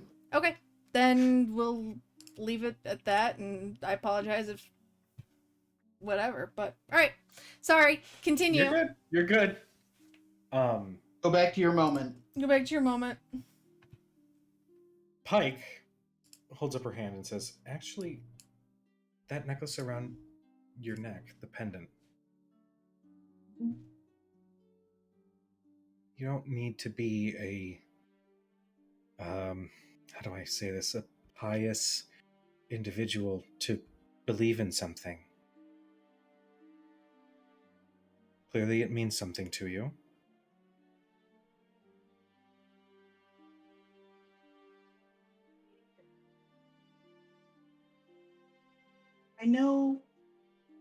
I know what it is to have a twin. I have a twin myself. And she is back in Wildemount. Not here with me, obviously. Safer certainly than the things that I'm doing, but I have talents similar, as I was saying, to those of your brothers. And I have only, I suppose, recently come into following the Mistress of Ravens, and she does mean quite a lot to me. As we were looking for Gilmore, I said a prayer, as I always do, and she doesn't answer back, and I don't know why it was different this time, but somebody saw fit to answer back, and I simply wanted to let you know that I spoke with Vax'ildan. You see for a moment she looks a little uncomfortable, but Vexalia does settle in.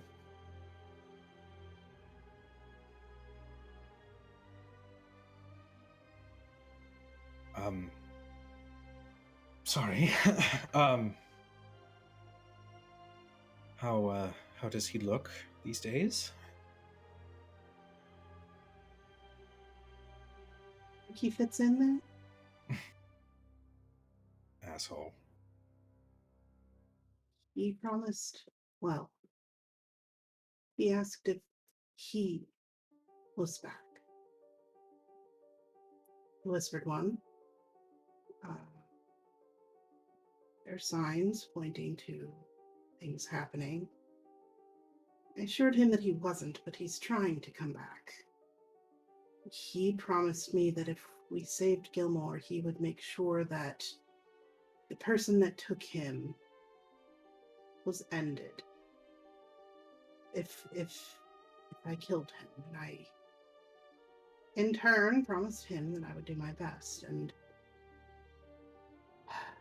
I couldn't have done it without Thurston and my friends, especially Thurston. He is quite an impressive arcane user. Something happened. I don't know. I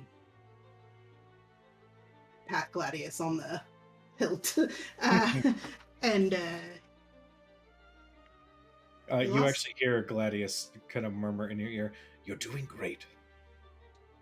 I took off his head and his hands, and I guess I said another little prayer again. Reminded him that he promised to help. And he showed up and made sure that the necromancer wasn't able to come back again. And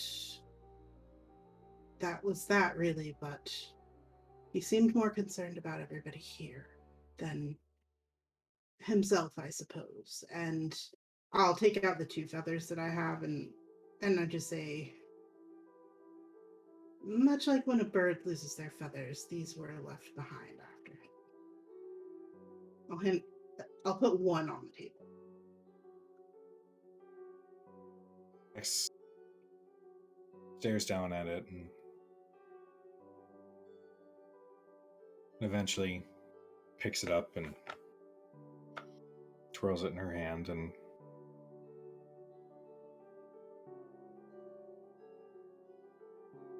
still our champion. That's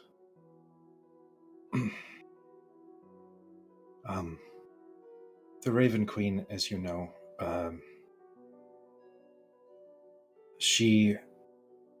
her realm is death. It's lonely, it's dark, it's weird. But she is there to ensure that it lasts. It's possible that this foe, if they are connected to him,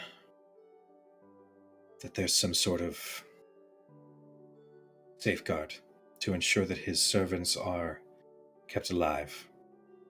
We did encounter one multiple times in the past and dealt her death multiple times.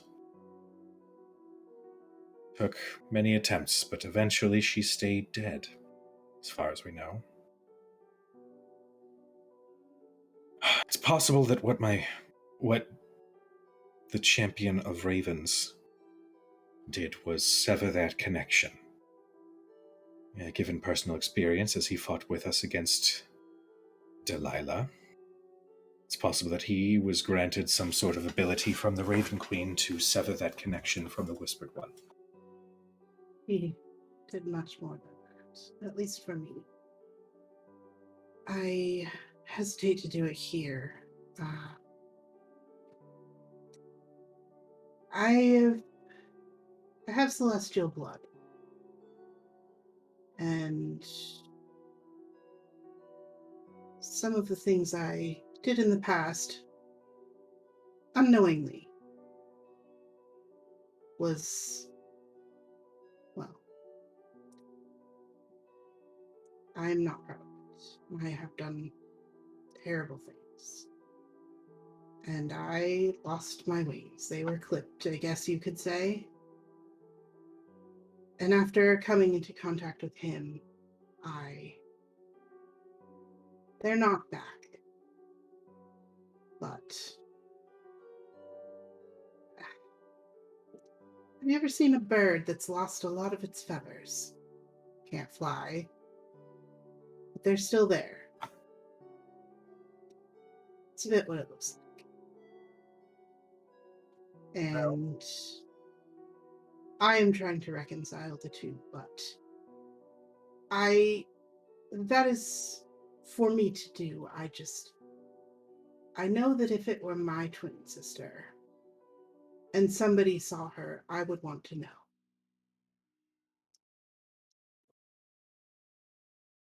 Thank you. I apologize if I'm trying to find words. The last I saw him was my wedding, and that was only for a moment.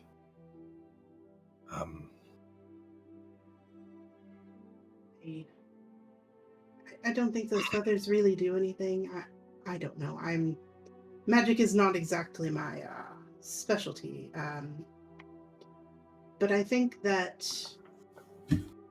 maybe you should keep the feather. Thank you. Cadriel, right? Yes. We all have things in our past that we regret. And it's easy to hold on to the guilt that follows those mistakes. But if you let it, it will swallow you whole. You attempting to reconcile is important, but you must also reconcile with yourself. That if these deeds were done unknowingly, not comprehending the true nature, then accept that it was a mistake and move forward from it. Don't let it weigh you down. Accept the help when it's offered to help you through these times, and know that you are not your mistakes. It's something I will continue to work on. I have a group of people around me that doesn't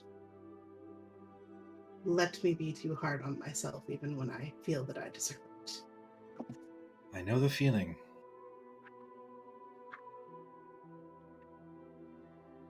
Anyway, I will let you catch up. I just... Oh, yeah. Thank you. I do appreciate it. And she actually hesitates for a moment before standing and pulling you into a hug. Says thank you. Was she so pretty? She smells beautiful. I just kind of give her a hug, and then I take my drink, and I'll go find Arthea, see what she's doing. Gotcha. Thurston, what you doing? He's sitting, being extremely jealous that she just got to hug the Mistress of Coin. Like, This is where the rift starts. Oh my God. He's probably just sitting at the bar, trying to play it cool because he does want to go talk to her, but he also knows like there's some heavy shit that's gone on and they're gonna be on the ship for days, so he'll try to talk to her later. She probably doesn't want to talk about business right now. It's been a bad day. Looks like talking about money.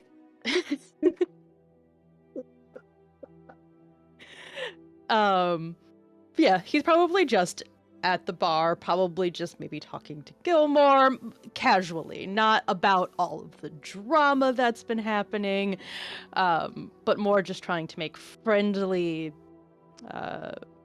happier conversation than what they've been recently experiencing.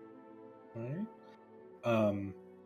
The bartender pours a glass of wine for you and says, this is the specialty, one of my favorites. Hope you enjoy.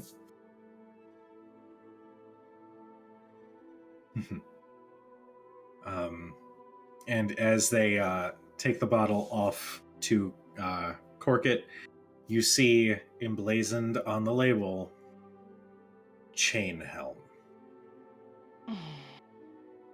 Throw it overboard.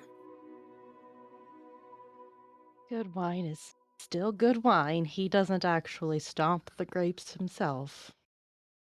Wait, Modern what? wine is far superior. Have I been stalking my bar incorrectly? I'm sorry, Lady Vexalia. Oh, this is the first I'm hearing of it. No, I apologize. The proprietor of that particular wine is a acquaintance, and not every acquaintance is a positive one. Nothing that is any fault of yours. Vex studies you and just turns to Pike. You know what's funny about being on the council? You start learning how to function in the noble society. I believe what our friend Thurston was just saying is that this proprietor is an asshole. And Pike was like, I mean, if he is an asshole, maybe, then maybe there's a reason. And You hear Vex turns back. this? Oh, yeah, this is like open conversation. Thurston, tell them how he has a crush on Grog Strongjaw. I'm sorry, what? I Well, might I have found read his it. diary at some point, and he was writing all about his crush on this Goliath with a beard. And he is an asshole. He's probably one of the biggest assholes I've ever met in my life. And the Saying a Mallard lot. family wine is much better. Gemma, take this down. Knowledge family wine. We're going to look that up to restock our bar that way. And I'm sorry, I didn't mean to gloss over. He has a diary devoted to grog. I wonder Didn't how get much of a chance to read it because I just had to. Well, we were looking for something, but I came across the diary and it just popped open in my hand, so I took the chance.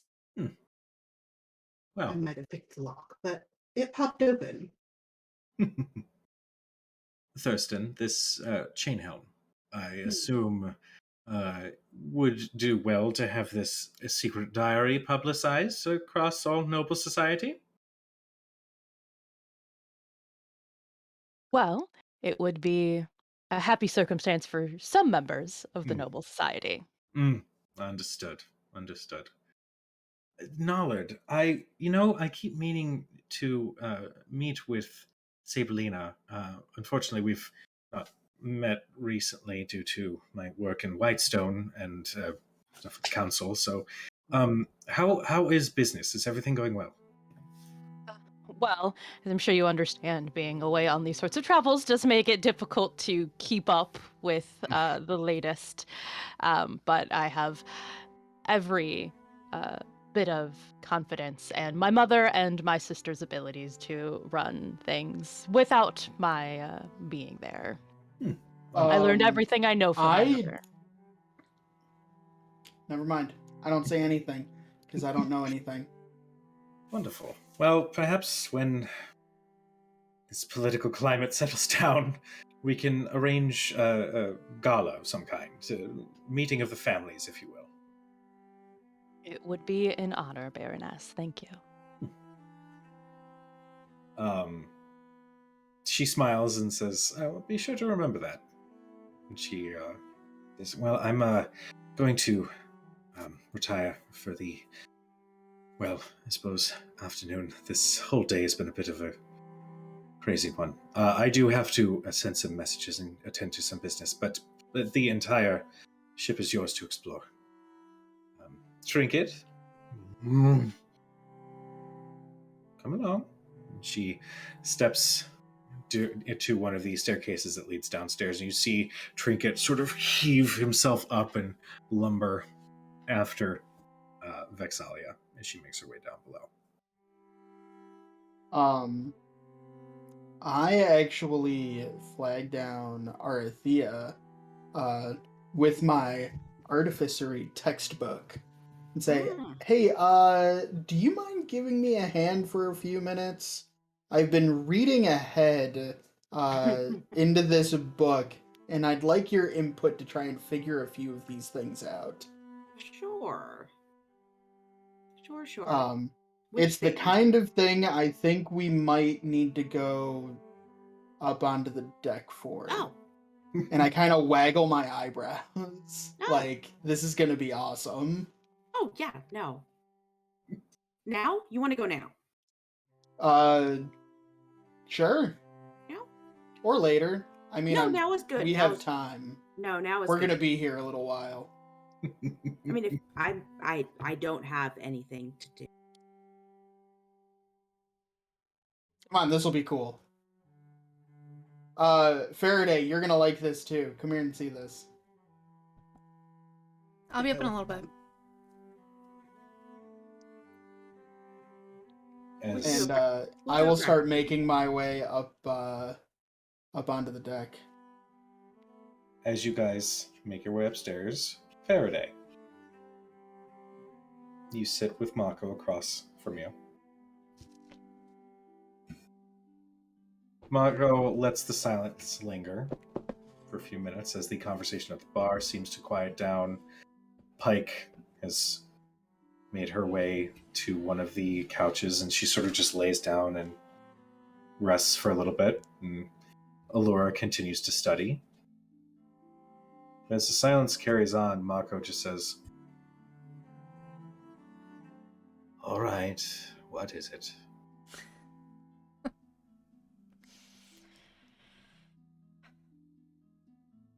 The world's just getting really small. Places we can go are dwindling. Well, that's not entirely true. There's still Marquette. You have that bridge to burn still. True, and Cat is from there, so... You've also got Wildmount. They're always on the tipping point to start a war. I mean, there are many options of Global alliances to destruction. burn. Oh, yes. I wasn't quite ready to burn that bridge. You sort of met some of these people in Vasselheim, yes? Yes. As personal attachment. It was the first city we went to. Dermot and I. First big city. Well, if the rumors I hear are true with politics, give it a few years. You'll be able to make your way back there. Or perhaps to the end of this issue, however long that will be. You Maybe. forget that mortals on this plane, their desires are fickle, their feuds last maybe a few years before they're put to rest. Especially the political ones. Just give it time. Right. Time. I'm sure you're right. Mako registers the beat with which you said that and says, assuming you have time.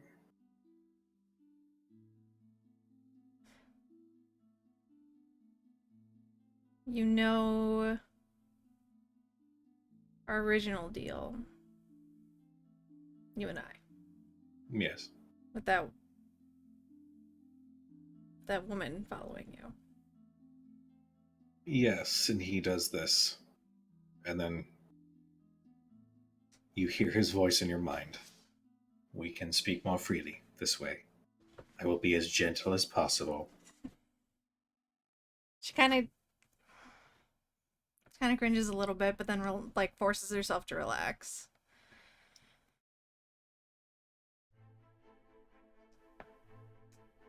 There's one of those skeletons. And they want to keep clawing me back into that closet. Well, that won't do. You're far too destructive out here. I mean, if you go back into the Feywild, the world might actually find world peace. We can't have that, can we? Of course not. This skeleton, I assume they are Fey like yourself. Archfey. Oh.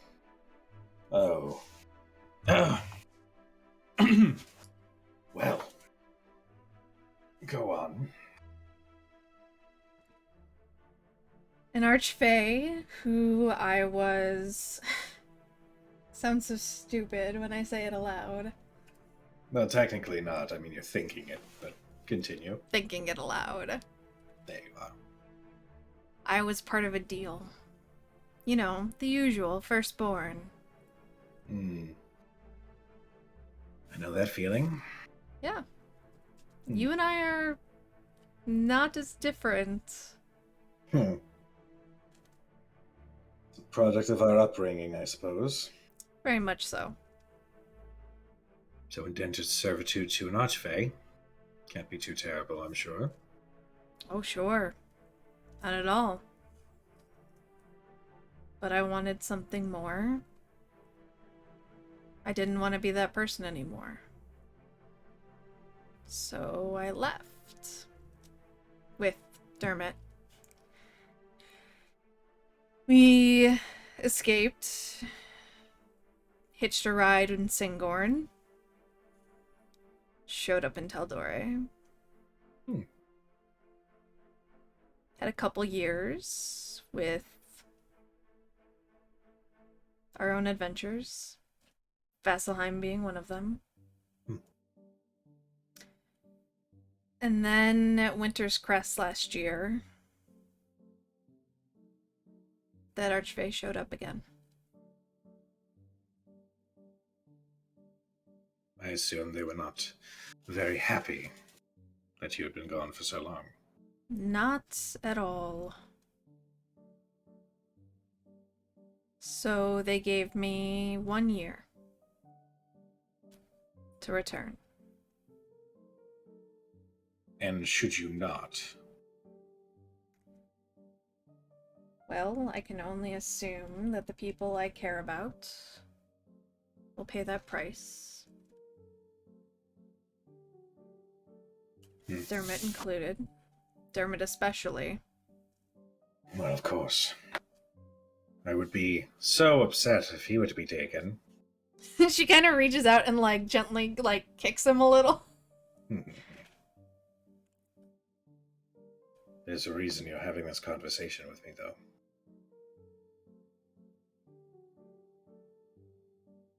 We talked about favors.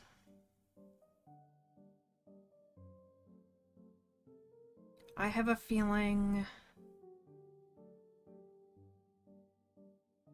I will be back there one way or another. Willingly, unwillingly. They spoke to me when you asked if I'd seen anything. It was them. And if that happens again, I'm not sure I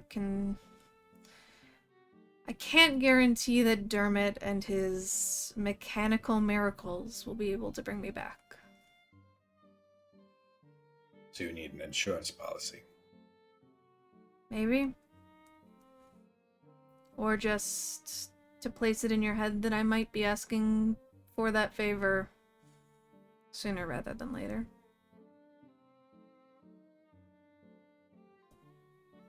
When the time comes, and as he says this in your mind, he leans forward.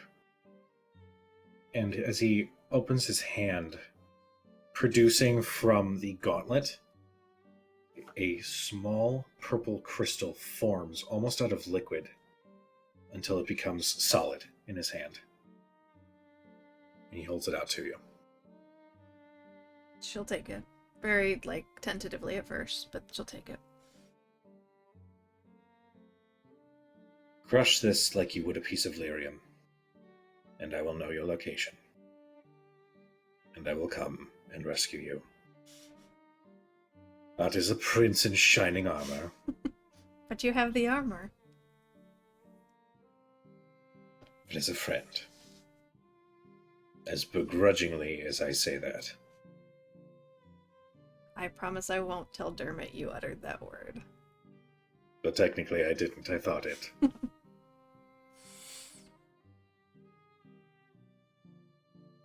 I do hope, though, that you and your friends are strong enough to weather that storm, should it present itself. I do too.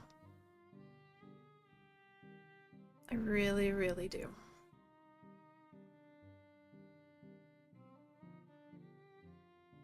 For now, enjoy the rest of your year to its fullest, whatever that means, whether that's continuing to be the hopeless romantic hero and save damsels in distress, planes threatening to close in on themselves, whatever it is you need to do, but do so knowing it is your choice to do so.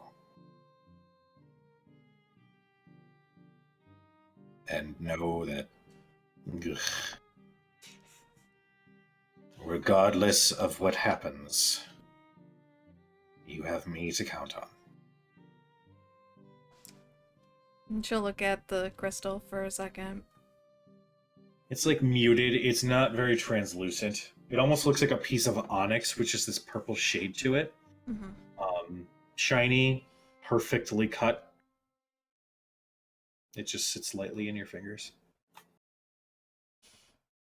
And she'll pocket it and think to him, "Thank you. You really have no idea how much that means to me." The urge to say something shitty comes to mind, but instead I will say thank you. You and your group rescued me from Arhana and ensured my freedom, and also brought me to this. And he just sort of gestures to the armor. It's because of you that I find myself in a position of power. And regardless to what your friends may think, they all are important to me now. Just remember my warning. If the schism is in my way, I would hope that you find a different path that does not cross mine to revenge. After what you've shown me of them, and what I've been through, I don't think that will be a problem.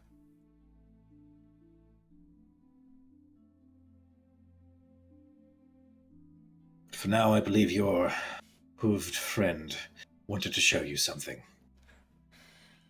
I have a bar to raid. I'm gonna go try and make sure he doesn't blow up the ship that we're on. Mako makes his way over to the bar and takes a seat next to Thurston. And orders just anything. I'm not picky. And the bartender kind of, and just grabs like the equivalent, like the fantasy equivalent of like a Miller Lite, and like puts it in front of him. Charmed. And Thurston, in your head, you hear. So we find ourselves at the end of the original bargain. And if memory serves, we were possibly going to revisit one struck between you and myself.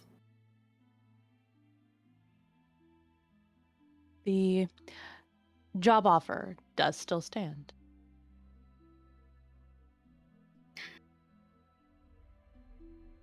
I will accept this on one condition. That your friends are made aware as well. The deal is mine to strike. What do my friends have to do with it? Your friends are as close to family as your blood. And I ask this as my own personal terms, almost as a saving grace. I am pursuing a path of vengeance that is leading me down a very violent path. If the last few weeks have taught me anything, it's that I value your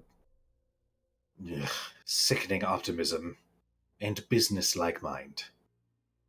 Thank you. Oh, just what I mean is, if this target you're aiming me at is closely known as an enemy of your family and mysteriously winds up dead, the first suspicion may be cast on you and yours, and I'm merely stating this may be something you want to confer with your friends before making this decision. Well, I would have hoped it could be taken care of before I was confirmed back on the continent, and thus out of the line of fire, so to speak. I have no doubt that you can probably move in a way that the rest of us cannot, given your recent upgrades. I can. It is at my disposal. I just don't want to see you turn down a dark path. But that being said, I can be persuaded. If this is something that you truly want, then I will do so. This was my only chance I could see fit to make my case before I depart this ship, before we make landfall.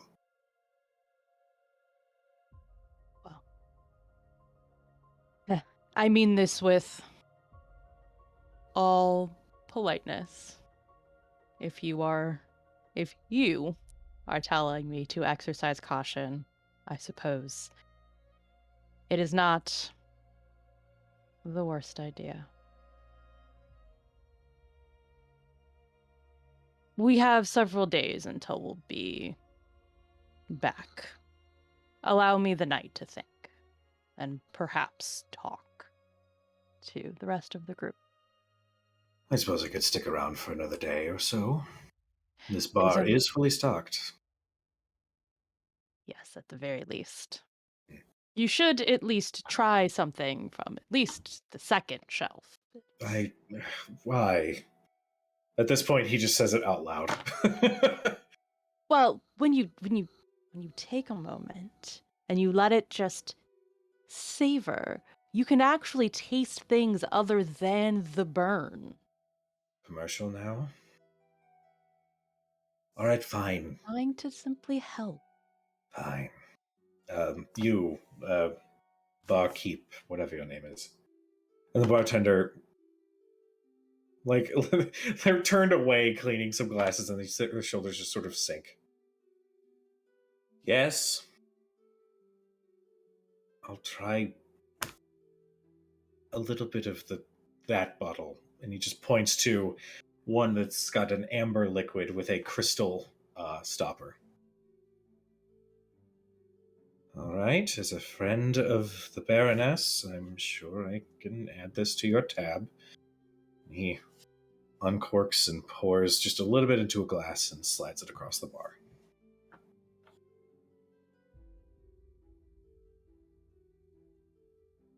I'm preparing my taste buds for the adventure I'm sure they're about to go on. And you want to sniff, you want to let it breathe for just a moment, and then you try a sip. I like how through this whole interaction, Rhodes is actually holding a glass of wine. Yes. So good. I wish I had wine. I'd be doing the same right now. I'm picturing like Thurston, this is how he taught Arthea to drink wine too, so he's just like, let me get out my lesson plans. He didn't explain though that it's just wine that we do that with, not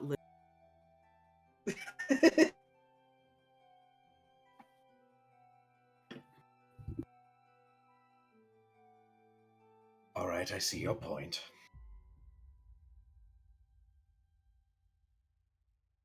Thank you. You're welcome. I am glad to be of service. Ugh. And he steps away from the bar, keeping his glass with him. Arthea, before you go upstairs with Dermot, and while all those conversations were happening, what were you doing? Is there a space somewhere that is facing forward? That's my window. Yes. If you go behind the stairs that you guys have come down, you look around, and you can see that there is a rather large possible conference table or conference room of some kind, but this long table with the windows aiming forward. Then I think she will have gone down and probably pulled a chair out from the table and pulled it over toward the window and just kind of sat and tried to breathe for a little bit.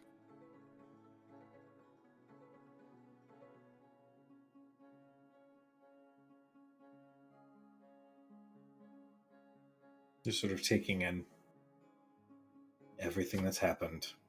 Not only over the last 2 weeks, but Over the last about 4 months, more has happened in the last roughly 4.5 months than in the last 40 years of her life. She is not used to life moving at this pace, and pretty convinced that this is probably why other people die so early. you're just taking it all in, and eventually you do hear, "May I join you?"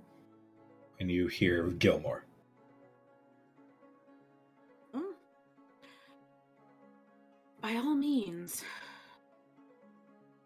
He pulls a chair and actually has this large mug of what looks like hot chocolate.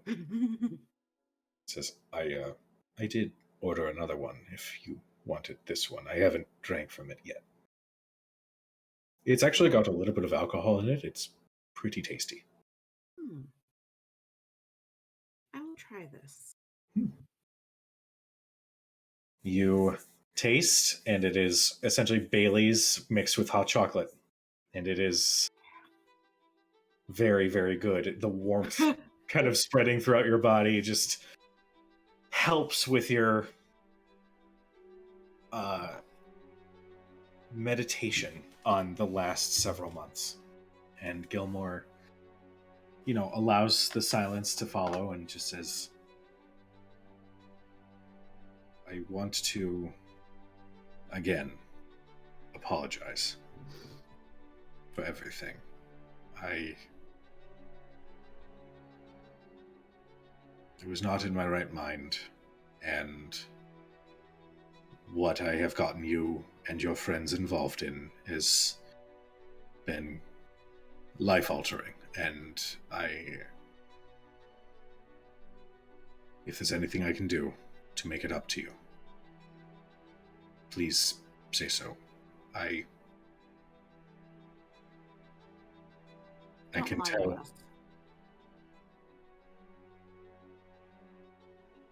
Don't lie to us again.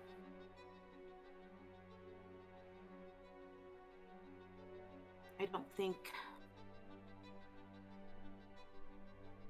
you might have gotten us involved in this in the beginning, but the rest of it was us pulling on that thread and pulling on it and pulling it and eventually getting tangled up in it. You're not responsible for that part. You are responsible for the fact that we had no ungodly idea what was going on.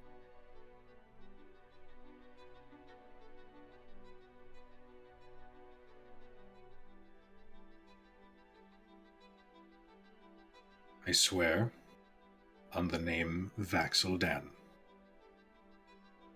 that I will only be truthful and forthcoming with any information that I come across.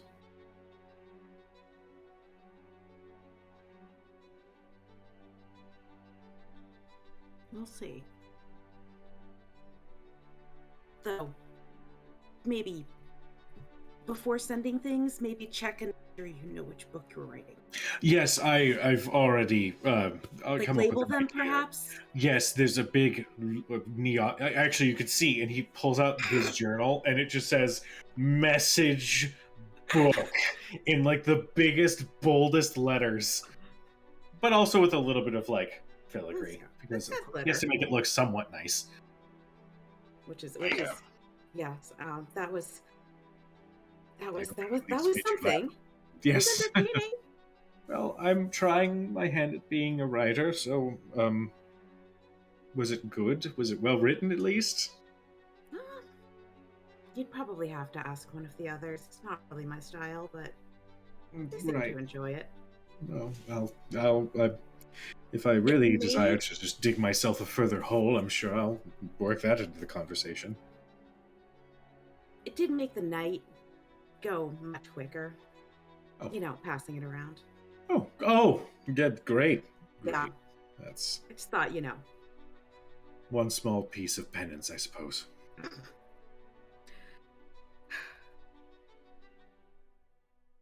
What will you do now?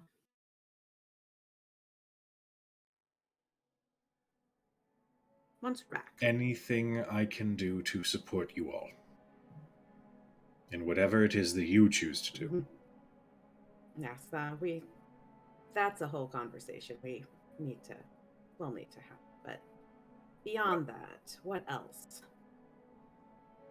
You'll go see Marin. Yes. I suppose I should have a conversation with her. Does she know? No. Or does she remember anything? She has no knowledge of Bivin. As far as she's concerned, she's in her mid-20s and has lived her life at my side and is a proud owner of a bar. She wants to open another one, possibly in Westrid. She's got life, she's got Good goals, business. she's got hope. It's a good business, exactly. And clearly, she attracts the best clientele. Oh, yes. But, I mean, I guess, I don't know. I'm having a hard time wrapping my mind. That is her, in some way. Whatever cosmic forces were involved, that's who she is. Will telling her change that? I mean, I don't think she's going to shrink down to like 5-year-old, but I don't know. I couldn't tell you. And that's, I suppose, the decision that I have to make. Would telling her be what her parents would have wanted? She's happy. She's functioning. She's quite literally following in their footsteps. Oh, that does remind me. So you said that they owned a tavern. Yes. Yes, it is as dysfunctional as ever, but I guess you could call it a tavern. What was its name? Blackwater Tavern. I thought so. We saw it. Very, very briefly. This is one of the times during a transportation. Oh, this was, oh gosh. Second time? The second time was a bit more, well, extensive. But that was one of the things that was very clear. What did it look like? It was standing. It had a sign that was real, so probably one step above the place we were in Vasselheim. That's good. That's Not good. compared to the rest of the city, not quite a bit better, it seemed. Right. But, I mean, we haven't really... It was very quick. It was a few seconds at most. Well, perhaps maybe something I could do is compile what information I have on Bivin. Perhaps it may come in some sort of use. It would be helpful. I'm not saying that we're going to just jump into a circle and go there, but I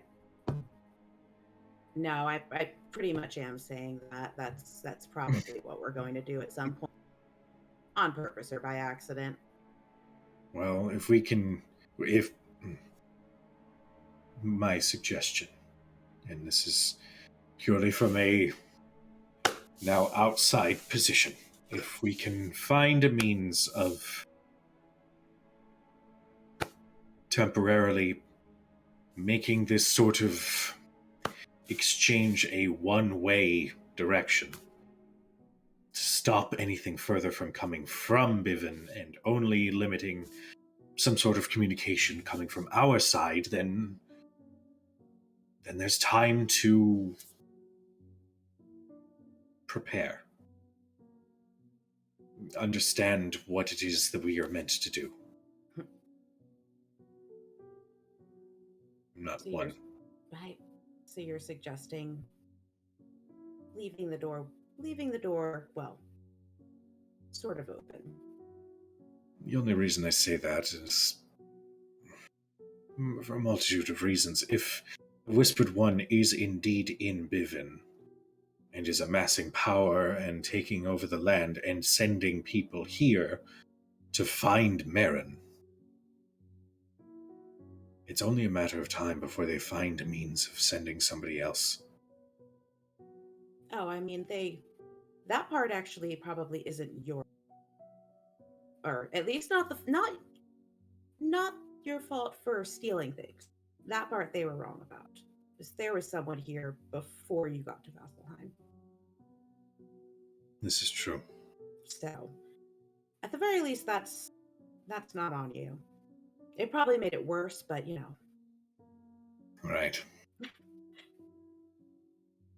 it's fine. We've made a number. But do you think, and she kind of glances back toward where Kat is. Do you think he is there? The only thing that makes sense.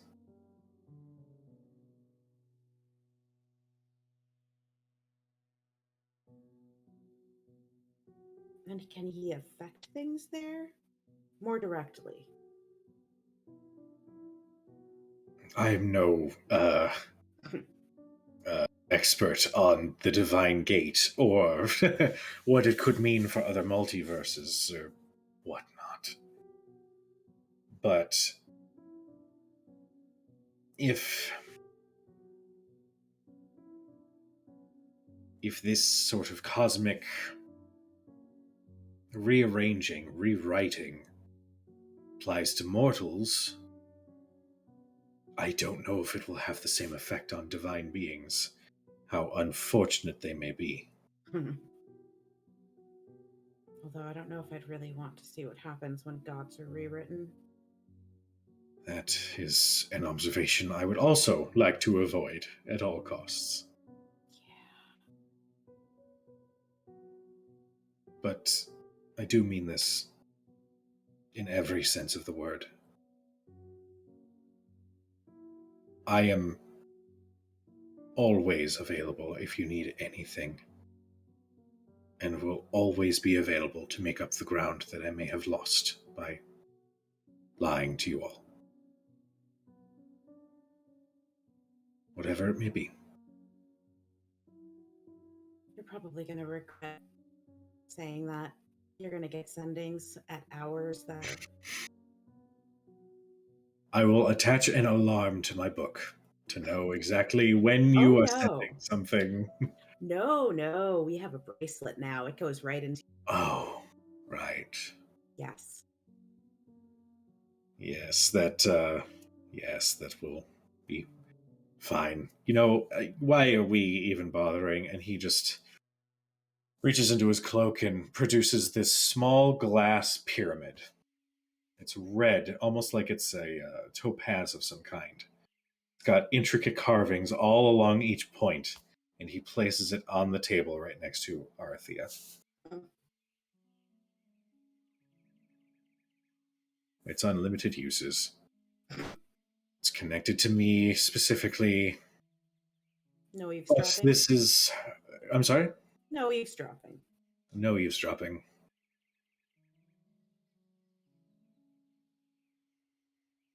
Do these things work across planes? I believe the enchantment mimicked that of sending, so yes, it should.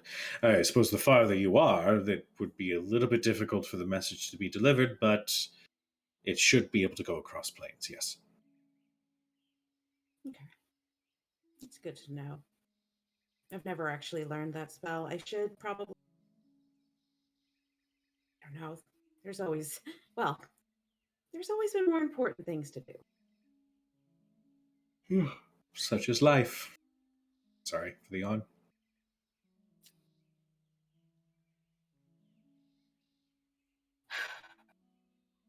Thank you. I do appreciate it. And I know you were trying to do the right thing. I just wish... I don't... It doesn't matter. Well, the road to the hells is paved with good intentions. but I will be more trusting going forward. Clearly, you mean a lot to Marin, so... And also, you've saved my hide and proven yourselves to be reminiscent of the tales of Vox Machina. I don't know if I'd go quite that far. Trust me. He says this as he stands from his chair. You're very reminiscent of an old friend.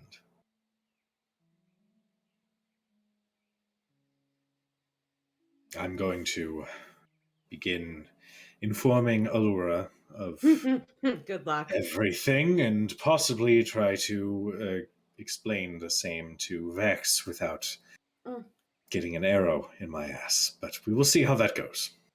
Yes, good luck with that. I know the look that she's going to give you, and it's something. I will be lucky if I make it off of this airship in one piece. We'll put you back together. Oh, thank you. I have Pike here for that. Yes, she'll revive me so that she may put me back down again, and then revive me again, and so on and so forth. This wonderful cycle goes. The bartender is ready to make another one of those, should you need it.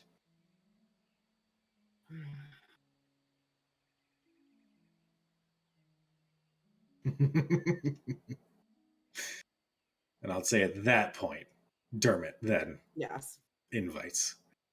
I will go. And- I will go on deck with Dermot and see what he is cooking up. All right, Dermot. You're on the well, open deck. Well, I go up onto the deck, probably while everyone else is still having some of these conversations, because I need to spend an hour making woodcarver's tools before I can do anything else. Okay. Takes me an hour, but I can make woodcarver's tools. Funny thing about artificers, they could just sort of make whatever the fuck they want. So yeah. Guessing there's no role I involved, can, so. if I have thieves' tools or any set of artisans' tools, I can make any other set of artisans' tools with an hour's work. Ridiculous. That's awesome, though. All right, sweet. But when Arathea arrives, I open up to a chapter in my book towards the back, and it is a chapter called Eldridge Cannon. Shit. And their construction. Are you serious? I think so.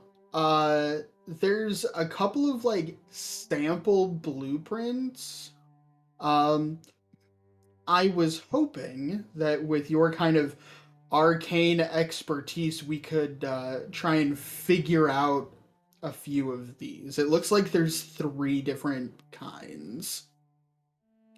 And I'd flip a few pages to the Protector blueprint. Okay. Essentially, it is, if we do it right, it is a movable thing. It'll have legs, and it will emit a pulse that gives you temporary hit points. So this is like,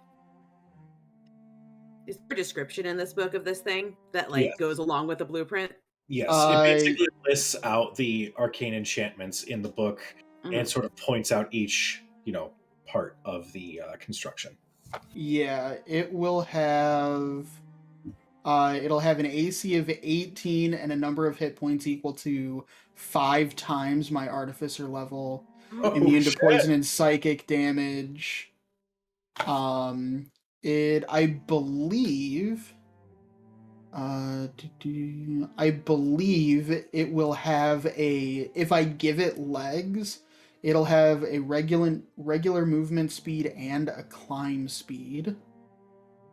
There are two different sizes that I can make. Either a small size that occupies its own space, or I can make a condensed version that fits in the palm of your hand, or that you can wield with one hand, rather. This is And it'll last an hour. this is gonna be so useful. The protector version, each creature of my choice within 10 feet of it gains a number of temporary hit points equal to 1d8 plus my intelligence modifier. That is good. So yeah. I try to make one of these. Okay. If Arathea is helping you, Mhm. Dermot, I will need you to make an Arcana check. I will say you can take it with advantage, given that Arathea is actively helping you. Mhm.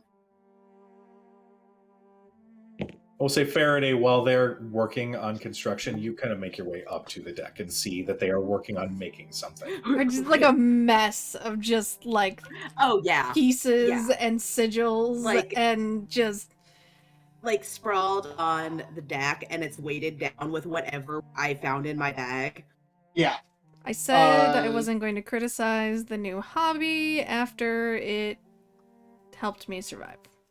So she keeps Well, quiet. and this is going to help you survive even more. Mm-hmm. This against her That will. is, good. it was not great. It's a 10. Okay. I will say that you've made some strides. It's going to take a few more hours work in order to complete it, but you are Okay. on the way to its construction. Okay. So I will say you can try another check. The DC, if you are going to push yourself, is going to go up a little bit. Okay. But if you want to try again and get more progress towards completing this thing, then you can continue to do so. I'd say that probably took up, I'm going to say, about 2 to 3 hours of consistent work between the two of you. Okay. Faraday just one- sort of like, Faraday lost interest at like hour No. 2. No, Like- but they're so helpful. Like, look, there's this Cujo, one.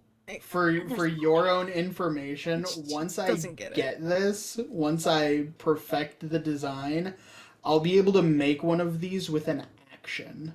mm-hmm. So I'm gonna push it. I want to try and make this thing. Right. I'll just like nudge Faraday and be like, you should practice with that That sword that is your whip a turns into. that is a 21. Go ahead, Kat. I suggest to Faraday that maybe we should practice a little. I take it, Gladius. Maybe tomorrow? I guess. I know, you want to give Gladius a few swings. I mean, I don't really know what a vestige does or what it should do. I don't even know if that's what he is, but I know he lost a short sword, and now he's the long sword. And he does fire damage now. I think I need one more day, not traveling and fighting. We can spar tomorrow. As you say tomorrow, you hear this arcane hum that radiates from the upper deck, and this little this loud setting of some sort of parts, and no, that came from Dermot. I mean, if Dermot doesn't take us out of the air first. What is Arathea, that? you gain 5 temporary hit points Arathea, if you are within 10 feet of it. the two of you Oh yeah. finish. And which version are you making? Small size or pocket? It's the small size that occupies its Okay. own space. And it has 8 spider legs. so it Nope. can Oh, it can clickety clack its way around. It has a movement and climb speed of 15 feet. I feel like Nice. at one Um, point when Faraday was losing interest, she went and got Thurston and was like, "Okay, you're nerdy. You'll like this. Come on." Like, you have to come see what they're doing. And then he counted the legs. And he's like, what? Well, We it's like just a- talked it's a about big- bugs. It's a a big spider. big thing, so it's got to have like even support in all directions. Yeah. It's not like 4 legs on one side, 4 legs on the other. They're all the legs are like equidistant from Yeah. each other. I think that Well, makes it's it better to worse. climb. No, because it has to be able to climb. No, in my head that Yeah. makes that worse. Okay. I don't know why, but that makes it worse for me. Like I said, it does have legs all the way around. You Look at that. guys finish the thing, and at first it's just you and Arthea on the deck, and it's essentially built initially so it's compact. So it's essentially this small cube with its legs like all sort of bunched up. The boom and the arcane hum was the arcane energy combined with the construction, all working as one, and the item shudders a little bit as one leg extends out, and then another, and then another. Basically, all of these extend out to this little body with this little head that sort of looks around. Not spider-like necessarily, but it's got this snake-like head that is essentially just one like ocular lens of some sort. No voice box, unless Dermot wants to implement something. No. Does it have a name? Does it have a name? It instinctively just looks up at Dermot, almost expectantly. Winston. Yes. It turns, Wonderful. still kind of getting used to its legs, and at that point, everybody is up on deck, and it gives a bow? It tilts. Yeah, it just...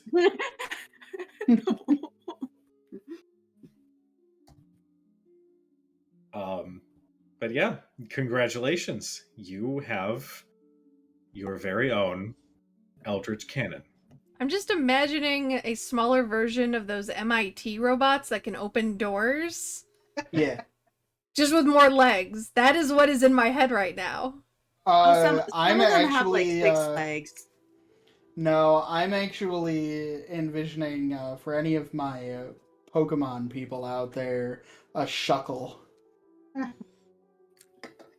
Hermit, are you just going to make Oh, a I gotta mechanical Google that. zoo? No, but this one's really really good. Like Good job, found it. it Oh, protects. but that thing's adorable. This is adorable too. This is adorable. Also, This it's just gonna has keep you more from- legs. It's gonna keep you from dying. So Yeah. Yeah, Yes, it- I do like not dying.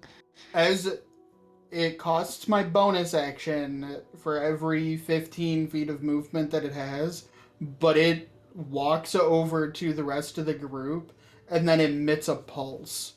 And everyone within 10 feet of it gains 7 temporary hit points. Jesus. Yeah, it just sort of spider walks over, and you just see this puff of blue energy sort of emanate from it. And it sort of sticks to you for a moment, but it feels nice. You feel a little extra rejuvenated by the thing. Yeah. and you said there are other ones of these that you can do. You can make different kinds. I go over, so I flip a few pages, like close of the book mostly, but flip a few more pages, and I show you another blueprint, and here we go, and I show you this thing. God. Facebook or Discord. And after I show you the picture, I do one of these like shh, It's a surprise. Oh, never mind. I guess I will not be able to see it either. Oh God.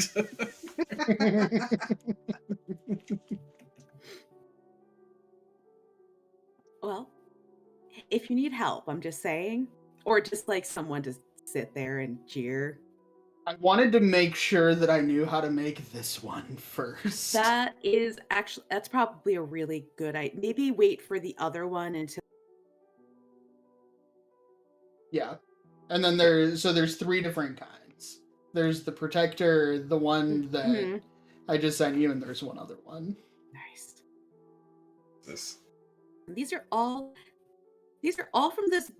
You got this book from that robot Yeah. automaton in Westrun, right? Yeah, Professor Rig.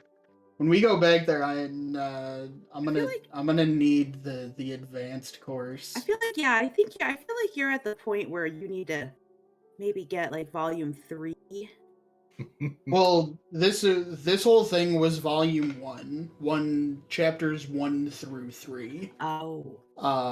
So the next time we see him, I'm gonna need the next book in the series. I hope there is a next book in the series. I feel like he's been there for how long? He has to have one. Yeah. If not, you can just experiment and write the next book in the series. That could be fun.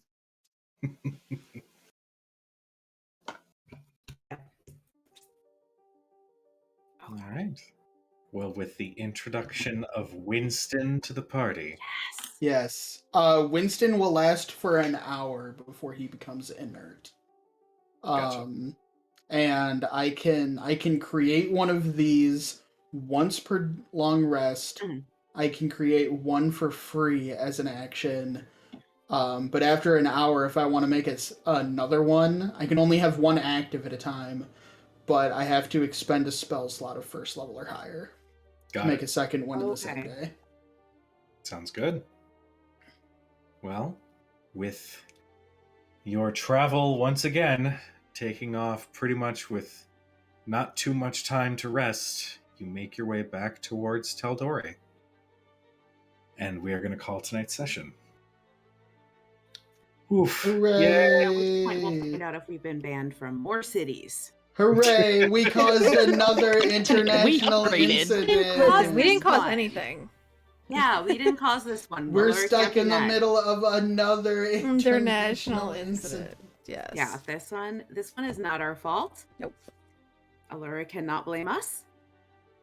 This is true. Eventually, we are just going to have to find an island to retire to because we're starting to run out of place. Yeah. All right. All right. Well, So no, here's the plan. We're gonna land in Iman, Yes. and we're just gonna leave Iman. We're not gonna talk to anybody.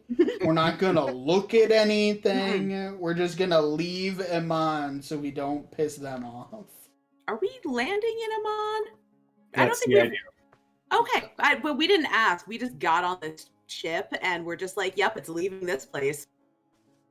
Has to You be go better. where the Baroness tells you to Yeah, go. that's what I'm saying. I don't know. It smelled really good, you guys. I'm sure she did. I'm Everybody who kind of jealous tuned you got in. to smell her. Oh. To everybody who tuned in, thank you so much. We love you. We will see you next time. Be nice to each other. And you guys have a wonderful good night. Yeah, tree stream next Good time. night, Internet. Bye. Mwah.